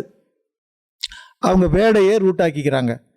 அவங்க சொன்ன 472 ஒரு 150க்குள்ளே அடக்கலாம். அந்த ரூட்டுக்குள்ளேயே ரூட்டை அடக்கலாம். சொல்கிறது புரியுதுங்களையா? அதுபோல் இந்த தாது பாடத்தில் வேறு தெரியாமல் சொற்கள் எல்லாம் வேறுனு எழுதி வச்சுருக்காங்க. அப்படி தப்பாக எழுதியிருக்கிறாங்க தாது பாடத்தில்னு சொல்லி விஸ்வநாத் கைரே போன்ற இந்திய அறிஞர்கள், சமஸ்கிருத அறிஞர்களே அம்பலமாக்கியிருக்காங்க. அதை பற்றி அதெல்லாம் அவ்வளவு தூரம் துல்லியம் இல்லாதது, சரியாக இல்லாதது. சொற்களையே இருக்குன்னா நம்ம கூட தான் ஆக்கிக்கலாம். இப்போ தமிழில் நான் ஒரு சொல்ல ரூட்டுன்னு சொல்லலாம், இதுக்கு மூல சொல்லுன்னு சொல்லலாம். மூல சொல் வேறு, மூல வேறு. அந்த சொற்களை எல்லாம் வேறு என்று சொல்லியிருக்காங்க. அதான் காரணம். அப்படி தான் அறிஞர்களும் எழுதியிருக்காங்க. ஐயா, தமிழ், அதாவது பாலி, பிராகிருதம் போன்றியவை வட திராவிட மொழிகள். புரியுதுங்களா? பாலிங்கிறது இப்போ காமம் என்ற சொல் வில்லேஜை குறிக்கிறது. பனங்காமம், கதிர்காமம், அல்லைக்காமம், ஈழத்தில் உள்ள பெயர். கதிர்காமம், கமம் நிறைந்தியலும் தொல்காப்பியம், மக்கள் நிறைந்து வாழ்வது. கமம் காமம் என்றானது. ஐம்புல உணர்வும் சேர்ந்த ஒரு உணர்ச்சி, அதுதான் அதுக்கும் காமம்னு பேர். காமம்ங்கிறதுக்கு தமிழில் வில்லேஜ், அப்புறம் உணர்ச்சி, காமத்து பால் தெரியும் நமக்கு. இந்த காமத்தை பற்றி எழுதிருங்க. எதுக்கு சொல்ல வரேன், பாலியில் காமம் தான் வில்லேஜ், அதைத்தான் கிராமம்னு சமஸ்கிருதத்தில் ஆக்கிக்கிட்டாங்க. புரியுதுங்களா? பாலி அகராதி ரைஸ் டேவிட் இவ்வளோ பெரிய புஸ்தகம் வச்சுருக்கிறேன். சமஸ்கிருதம் இங்கேருந்து போனவர்கள் வந்தார்கள்னு சொன்னேன். போனவங்க தமிழ் எடுத்துகிட்டு போனாங்க, பலவற்றோடு சேர்ந்து வந்தாங்க. இங்கே வந்து தங்கள் மொழியை மேலும் மேலும் இங்குள்ள பாலி பிராகிருதம் போன்ற வட திராவிட மொழிகளை சேர்த்து இணைத்து தங்கள் மொழியை வளர்த்து கொண்டார்கள். புரோகிருதம் தான் பிராகிருதம், முன்பே செய்யப்பட்டது, இது பின்னாடி செய்யப்பட்டது. அந்த காமம் எதுக்கு சொல்ல வந்தேன், சிட்டு காமம் என்பதுதான் சிட்டகாங் என்கின்ற ஊர் நான் எழுதியிருக்கிறேன். தர் இஸ் லிட்டில் பேர்ட்ஸ் எவ்வரிவேர் என்று சர் ஜோன்ஸ் எழுதுகிறான். இன்றைக்கு ரிச்சஸ்ட் பேர்ட்ஸ் ஆக்சுவலி சிட்டகாங். தமிழன் வாழ்ந்த ஊர் தம்பி, சிட்டு காமம், அதுதான் சிட்டகாங். அந்த காமம் தான் ஈழத்திலிருந்து சிட்டகாங் வரையில் இருந்தது. சிட்டுன்னா சின்னது, சிட்டிகைனா சின்ன அளவு, இட்டுன்னா சின்னது, இட்டிடைனா சின்ன இடை, இட்டிடை, இட்டு சிட்டு என்றானது. இமிழ்த்தல் சிமிழ்த்தல் இஞ்சி சிஞ்சி போல இட்டு சிட்டானு சிட்டிகையானது. சிட்டுக்குருவினா சின்ன குருவி. சிட்டு காமம். தமிழன் வாழ்ந்து அதுக்கு ஊர் வச்சா. இன்றைக்கி சிட்டகாங்கில் போய் சொன்னீங்கன்னா நம்மளை கொண்டுவாங்க, கழுவேற்றிடுவாங்க. அந்த காமம் அப்படியே போய் தம்பி பர்மிங்ஹாம், நாட்டிங்ஹாம், பெல்ஹாம், ஈஸ்ட்ஹாம் எல்லாம் அந்த ஹாம் என்பதற்கு மேலை உலகத்தில் வில்லேஜ் என்று பொருள். No one knows where it came from என்று எழுதியிருக்கிறார்கள். ஹேமல் இட்டுனா சின்னதுன்னு சொன்னால் ஹேமல் இட்னா லிட்டில் வில்லேஜ். ஷேக்ஸ்பியர் தான் நாடகத்துக்கு வச்ச ஹேம்லெட்டுக்கு எட்டிமாலஜி அவருக்கு தெரியாது. ஏன்னா அது என்னென்னு தெரியும், அவங்களுக்கு எப்படி தெரியும்? புரியுதுங்களா? அவங்களுக்கு குறைத்து மதிப்பெறும் தப்பாக எடுத்துக்காதீங்க, அவங்க காலத்தோட கூட நமக்கு தகுதி இல்லை. அதான் நான் எல்லாம் ஒரு வரலாறுங்கிறது எங்கே போய் பார்க்கணும், எப்படி பார்க்கணுங்கிற அந்த ஒப்பிட்டு வரலாற்று மொழிகள் அறிவில் நாம் இதெல்லாம் சொல்கிறோம், தரவுகளை வச்சு பேசுகிறோம். புரியுதுங்களா? அந்த ஹேம்ங்கிறது வில்லேஜு, அந்த ஹேமில் இருந்தால் தான் ஹோம் என்று எழுதுகிறாங்க ஆங்கில மேதைகள். குடி என்பது ஊரையும் குறிக்கும், குடி என்பது வீட்டையும் குறிக்கும் இல்லைங்களா தமிழில். அதுபோல் ஹேம் என்பது தான் ஹோம் என்றானது. இதெல்லாம் ஆங்கில அறிஞர்கள். இது எதுக்கு சொல்ல வந்தேன்னா, தமிழோடு நெருக்கமான மொழி பாலி. புத்தர் என்பவர் பேசினது பாலி மொழின்னா அது தமிழின் திரிந்தது. தமிழ் இங்கே இருந்தது போலவே எல்லா காலத்துலையும் ஒரே மாதிரி இருந்ததில்லை. எப்படி திராவிட மொழிகள் கொஞ்சம் கொஞ்சம் வேறுபட்டிருக்கோ, அப்படி பாலி பிராகிருதம் எல்லாம் வேறு வேறான திராவிட மொழிகள். நார்த் டேவிடியன்னு சொல்லுவார். அதில் அதிகமாக கலந்து, இப்போ பாருங்கள், தெலுங்கு போன்ற மொழிகள் எல்லாம் என்ன தான் நாம் சொன்னாலும் அதிகமான அளவில் சமஸ்கிருதம் கலந்து அது சமஸ்கிருத மயமாக மாறிவிட்டது. சேர்க்கவே முடியாது. பாவாணர் சொல்வார், பால் திரிந்து தயிரானது, ஒரு பொழுதும் தயிர் பாலாகாது. அதுபோல் தமிழ் தான், திராவிடம் தான், திராவிடம் தமிழாக ஆகாது. புரியுதுங்களா? அதுபோல் பாலி ஏராளமான சமஸ்கிருத கூறுகளை கலந்து விதை தான் தம்பி வகர பகர மாதிரில பெதனாகி பீஜேன்னு ஆயிட்டுது. பாவாணர் எழுந்தது மதுரா மெஜ்ரா போல் விதை பகர பகர மாட்டத்தில் பெதை ஆகி பீஜியான்னா சான்ஸ்கிரிட்டு. எல்லா இந்திய மொழியிலும் பீஜியம் இருக்குது. எல்லா சமஸ்கிருதத்தில் அகராதியில் என்ன இருப்பாங்க, பீஜேங்கிற ஒரு சொல் தான் விதை, இதுலேருந்து வந்துன்னு எழுத மாட்டான். பீஜேங்கிற பீஜேங்கிறது இங்கேருந்து 10,000 ஆண்டுக்கு முன்னே எடுத்துகிட்டு போனதில்லை, இங்கே வந்த பிறகு விதையாக்கி பீஜே ஆக்கினது. அதுபோல் பாலியில் பார்த்தீங்கன்னா பீஜே இருக்கும், ஏராளமான சமஸ்கிருத கூறு இருக்கும். அந்த தமிழாக ஆரியர்கள் வருவதற்கு முன்பு இருந்த பாலி நல்ல தமிழாக இருந்திருக்கும். அவர்கள் வந்து திரித்த தமிழ் பாலியையும் சமஸ்கிருத மயமாக்கி இந்தோ ஐரோப்பிய மொழியில் சேர்த்து விட்டாங்க. இந்தோ ஐரோப்பியங்கிறது இதுதான், இவ்வளவுதான். இதெல்லாம் யாரும் உணர்ந்தவர்களும் உணர்த்துபவர்களும் உலகத்தில் இல்லை. இது என்னன்னு தெரியாது. பெரிய மொழிகள் அறிஞர்கள்னு சொல்லிப்பாங்க, ஆனால் அரிச்சுவடி கூட தெரியாது அவங்களுக்கு. இதை பற்றி தெரியாது. இந்திய மொழிகள், வட இந்திய மொழிகள் இதெல்லாம் என்னங்கிறத பற்றி ஏராளமாக நாம் இன்றைக்கு இருந்த ஐயா ராமநாதன் உட்காந்துருக்கிறத இப்போ தான் பார்க்குறேன். ஐயா வரேன்னு சொன்னாங்க. அவங்க எனக்கு ஏராளமான உதவிகளை செய்து தான் இந்த ஆய்வை செழுமைப்படுத்தி கொண்டிருக்கிறேன். உலக அளவில் இன்றைக்கு அறிஞர்கள் இந்த கருத்தோட்டமாக இருப்பதையெல்லாம் காட்டி காட்டி இதற்கு வலு சேர்த்து கொண்டிருக்கிறார்கள். புரியுதுங்களா? அதனால் வளம்தான் பலமானது, பல தான் ரெபல் ஆனது. புரியுதுங்களா? அந்த பலங்கிறது கடவுளுக்கு ஏன் உயிரை வெட்டுறோம்னா நமக்கு பலம் சேர்க்கறதுக்காக தான் பலி கொடுக்கறதுன்னு எழுதி வச்சிருக்கிறான். இப்போ பலிங்கிற சொல் வரலாற்று எழுதினா வளங்கிற சொல்ல எழுதணும். வலை தான் பலவாகி பலியானது. இதை கொடுத்தா இதை வெட்டினா நமக்கு ஸ்ட்ரென்த்து கடவுள் கொடுப்பாருன்னு சரி அதான் பலி. இப்போ பலிபீடம்னா என்னன்னு எவனுக்கு தெரியும்? என்ன சொல்ல முடியும்? ஒருத்தனுக்கும் தெரியாது. ஏன்னா ஒரு நல்ல திசை கிடைச்சா யாரும் ஓடலாம், ஒரு நல்ல தலைவன் கிடைச்சா எல்லாரும் வெற்றி பெறலாம். ஒரு நல்ல அறிஞன்ட்ட நான் பாவாணரை போய் பிடிச்சதால, கால்டுவெல்ல பிடிச்சதால எனக்கு எல்லாம் அடித்து உடச்சிட்டு போக முடியுது. நான் படித்த ஆசிரியர்கள்லாம் மாமேதைகள், பெரிய ஆள். வாசுபமாணிக்க, வெள்ளைவாரணம், தண்டபாணி தேசிகர், சோனா கந்தசாமி, என் ஆசிரியர்கள் யாருக்கும் கிடைக்காது. ஆனால் அவங்கள்ட்ட இருந்து இதெல்லாம் நான் ஒன்றும் கற்றுக்கல. அவங்கள்ட்ட இருந்து கற்றுக்கிட்டதால எனக்கு இந்த அறிவு எனக்கு வந்ததில்லை. நான் பாவாணரை ஒரு குருவாக ஏற்றுக்கொண்டு படித்ததால, கால்டுவெல்ல படித்ததால, தொடர்ந்து அந்த திசையில் போகிறதால கிடச்சிது. அப்படி போனால் எல்லாத்தையும் உடச்சி நொறுக்கிட்டு நம்மளால் போக முடியும். அதனால தான் எல்லாத்தையும் நாம் பேசுகிறோம். ஆனால் இதை யாரும் கற்றுக் கொடுப்பதில்லை, கற்பதும் இல்லை. எல்லாம் குண்டு சட்டிக்குள்ளேயே குதிரை ஓட்டி தமிழ்னாலே இழிவானது, கொச்சையானது, அவமானத்துக்குரியது, மதிப்புக்குள்ளது இல்லை என்ற ஒரு கருத்தை நிலைநாட்டி விட்டோம். எனவே அதுக்குள்ளே இருந்துக்கிட்டு நாம் ஒன்றும் வெற்றி பெற முடியாது. இந்த ஆய்வை செய்யணும், இதை விரிவுபடுத்தணும் அப்படின்னா யாரும் இதெல்லாம் அவன் ஏதோ உளர்வான். எட்டிக்காய் மாலஜிங்கிற எட்டிமாலஜின்னா அப்படி இருக்குது அவனுக்கு. இவர் கல் மண்ணுன்னு எழுதி வாழ்க்கை வீணாக்கிட்டாருங்கிறான் தமிழ் பேராசிரியர். என்ன பற்றி எப்படி இருக்குது பாருங்கள். நான் வீணாகிட்டே உலகம் உள்ளளவு நீக்க முடியாது என் எழுத்து. 1000 ஆங்கில சொற்களுக்கு வேறு வரலாறு எழுதும்பொழுது அரசேந்திரன் தான் இதெல்லாம் கண்டுபிடிச்சான்னு எழுதுவான். அது எனக்கு உறுதியாக தெரியும். நான் அப்போ இருக்க மாட்டேன். தமிழே அழிஞ்சாலும் இருக்கும் எல்லா அகராதிலையும். சில்லற பசங்களாக இருக்கானுங்க, அறிவு நாட்டம் இல்லை. சம்பளம் 1 லட்சம் வந்த பிறகு எவனும் படிக்கிறதே இல்லை. அதை வட்டிக்கு விடுறது எப்படி, குட்டி போடுறது எப்படி, இந்த காரு வாங்கிறது எப்படி, அந்த காரு வாங்கிறது எப்படி, இந்த செருப்பு வாங்கிறது. ஈன வாழ்க்கை, ஈன வாழ்க்கை. செவியில் சுயுணரா வாயுணர்வின் மக்கள் அவியினும் வாயினும் என் என்று சொல்ல. என்ன கேள்வி கேட்டிருக்கிறான்? செவியின் சுவையுணரா வாயுணர்வின் மக்கள் மாட மாளிகையில் மாந்து மின்பத்தை மண்ணின் குடிசையிலும் காணுவேன்னு நான் 40 ஆண்டுக்கு முன்னே எழுதின பாட்டு 20 வயசில். ஒன்றுமே கிடையாது. கஞ்சியும் ஒன்று தான், ஸ்டார் ஹோட்டலில் இருக்க சாப்பாடும் ஒரு கர்மம் தான். இதுக்காக வாழ்க்கையை வீணாக்கிறது. அறிவு மாந்தன், ஒய்ஸ் மேன்னு சொல்கிறது இந்த நாய் நாயும் தான் திங்குது, நாமும் தான் திங்கிறோம். அதுக்கு தான் பசி எடுக்கு. நாம் சிந்திக்க வேண்டாம், மேலே வர வேண்டாம், நின்று பேச வேண்டாம், நிமிர்ந்து பேச வேண்டாம். ஏன் பேசலை? ஒன்றும் தெரியாது, ஒன்றும் படிக்கலை. வேலை கிடைச்சதுமே போதும். அதுவும் காசை கொடுத்து வந்த பிறகு நான் எதுக்கு வேலை செய்யணும், நான் எதுக்கு படிக்க, சும்மா வந்துட்டு அந்த வேலை, சும்மா கொடுத்தாங்களே எனக்கு இந்த வேலை அப்படின்னு ஆரம்பிச்சிட்டான். எங்கே உருப்படுறது அறிவுத்துறையும் கல்வித்துறையும்? ஒன்றுமே கிடையாது. இதுக்குள்ளே நம்ம ஒன்றும் செய்ய முடியாது. ஆனால் ஏதோ 10 பேர் இந்த இடத்துல இந்த வேதனையை வெளிப்படுத்தணும். சொல்லுங்கள். தமிழ் பிராமி கல்வெட்டுகளில் அந்துவன்ற சொல் வருது. அது காலத்தால் முற்பதாக சங்க காலத்தில் கிடைச்ச நடுகள். அந்த அந்துவனுக்கு என்ன ரூட்டு? இதுவரையில எனக்கு துல்லியமா தெரியலம்மா. அது ஏன்னா அந்துவன் பாடிய வருதுமா. அந்த அந்துங்கிறதுக்கு நான் துல்லியமாக தெரியாத சொல்ல மாட்டேம்மா. எப்போவுமே என் ஆய்வில் எனக்கு தெரிஞ்சதை தான் அடித்து பேசுவேன். நான் சிந்திக்கிறேம்மா. அந்தைன்ற சொல்லும் நிறைய வருது. அந்த அந்தை இப்போ பல தமிழ் பிராமி கல்வெட்டுகளில் சந்தை வருது. இப்போ நீங்கள் சாவா மாறுற, அதாவது சிடை இடையா மாறும்.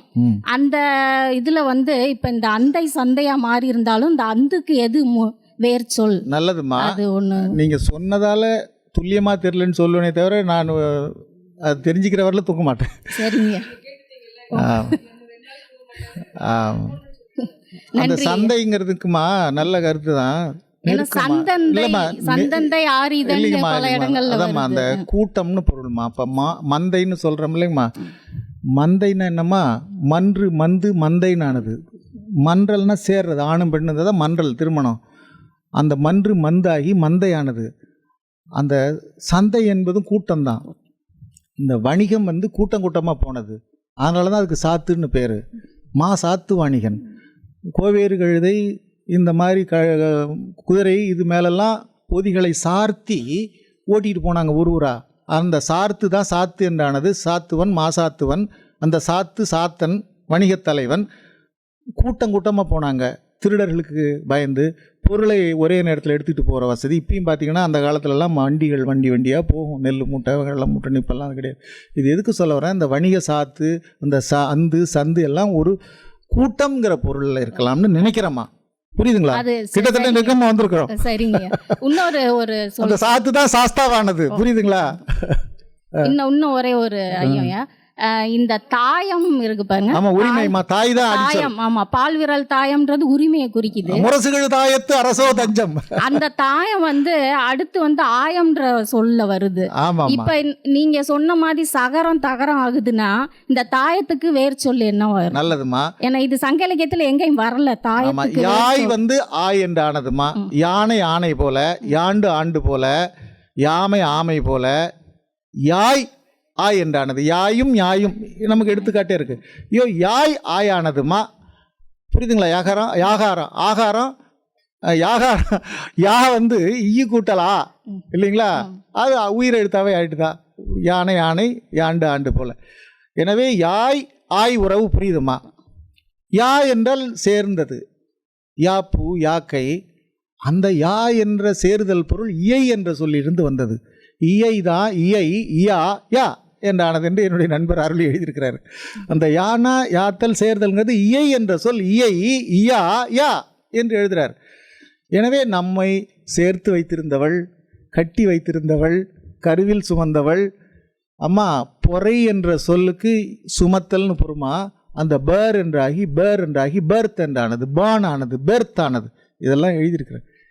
சுமந்தவள்மா.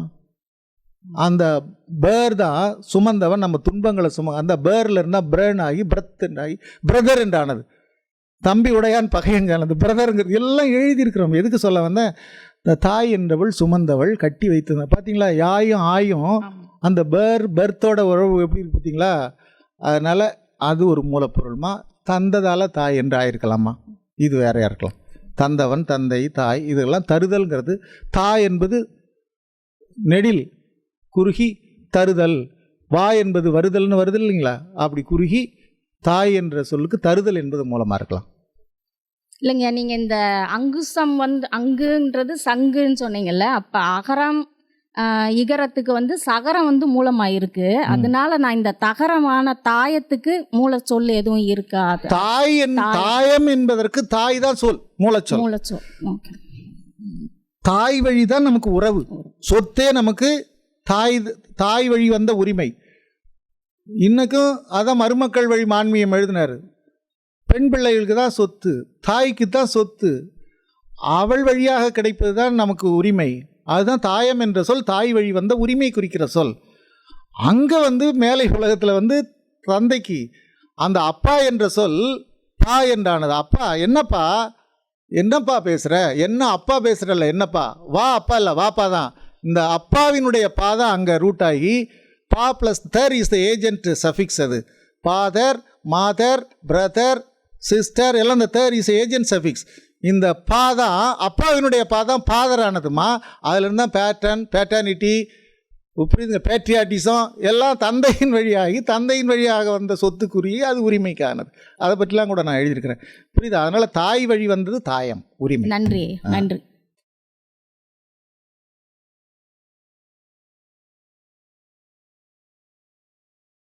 தமிழிணைய கல்விக் கழகத்தின் சார்பில் மாதந்தோறும் நடக்கும் இந்த தகவல் ஆற்றுப்படையின் நிகழ்வில் தமிழ் இந்தோ ஐரோப்பிய மொழி தொடர்பு குறித்து ஒரு மிக அடிப்படையான ஆனால் ஒரு சிற்றுரை தான் ஐயா அவர்கள் நிகழ்த்தி இருக்கின்றார்கள். ஒவ்வொரு சொல் குறித்துமே மணிக்கணக்கில் நாள் கணக்கில் பேசுவதற்கான தரவுகள் உள்ளது. இருந்தாலும் இது ஒரு வெளிச்சம், இது ஒரு விடியல், இது ஒரு விழிப்பு. முன்னம் பிறந்த எம் முத்தமிழ் சிறப்பினை மண்பதைக்கு உணர்த்துதல் எம் மண்ணுயிர் வாழ்க்கை என்று பெருஞ்சித்தனார் அவர்கள் சொல்லியிருப்பார்கள். அந்த அடிப்படையில் தமிழின் மிக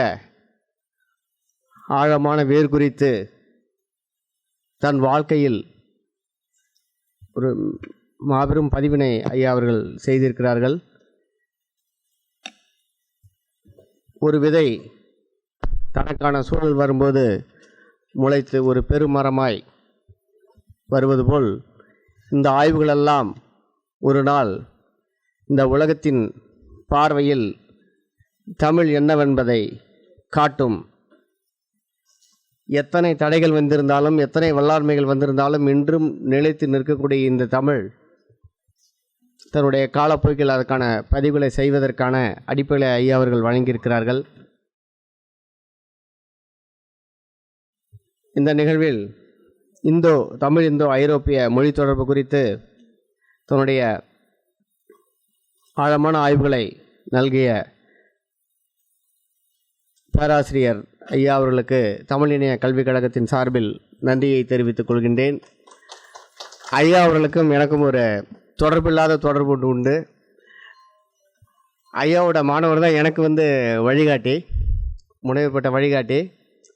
கிட்டத்தட்ட 1998 ஐயாவை பற்றி எனக்கு தெரியும். என்னுடைய குடும்ப நண்பர். இந்த நிகழ்விற்கு வந்திருக்கின்ற நண்பர்களுக்கும் தமிழ் இணைய கல்விக் கழகத்தின் அலுவலர்களுக்கும் என்னுடைய நன்றியை தெரிவித்துக் கொள்கின்றேன்.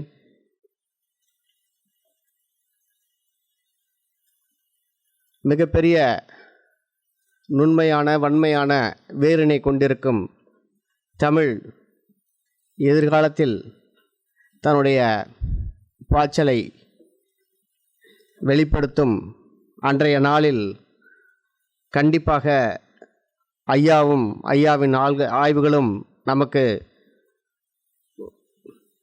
பெரிய ஒரு வழியை காட்டும் என்று கூறி, எனக்கு தெரிந்து தகவல் ஆற்றல் படையில் அதிக நேரம் நடந்த ஒரு நிகழ்வாக இதைத்தான் நான் கருதுகிறேன். இந்த நிகழ்வின் பொருட்டு அனைத்து உறுதுணைகளையும் செய்த நண்பர்களுக்கு என்னுடைய நன்றியை தெரிவித்து விடைபெறுகின்றேன். நன்றி, வணக்கம்.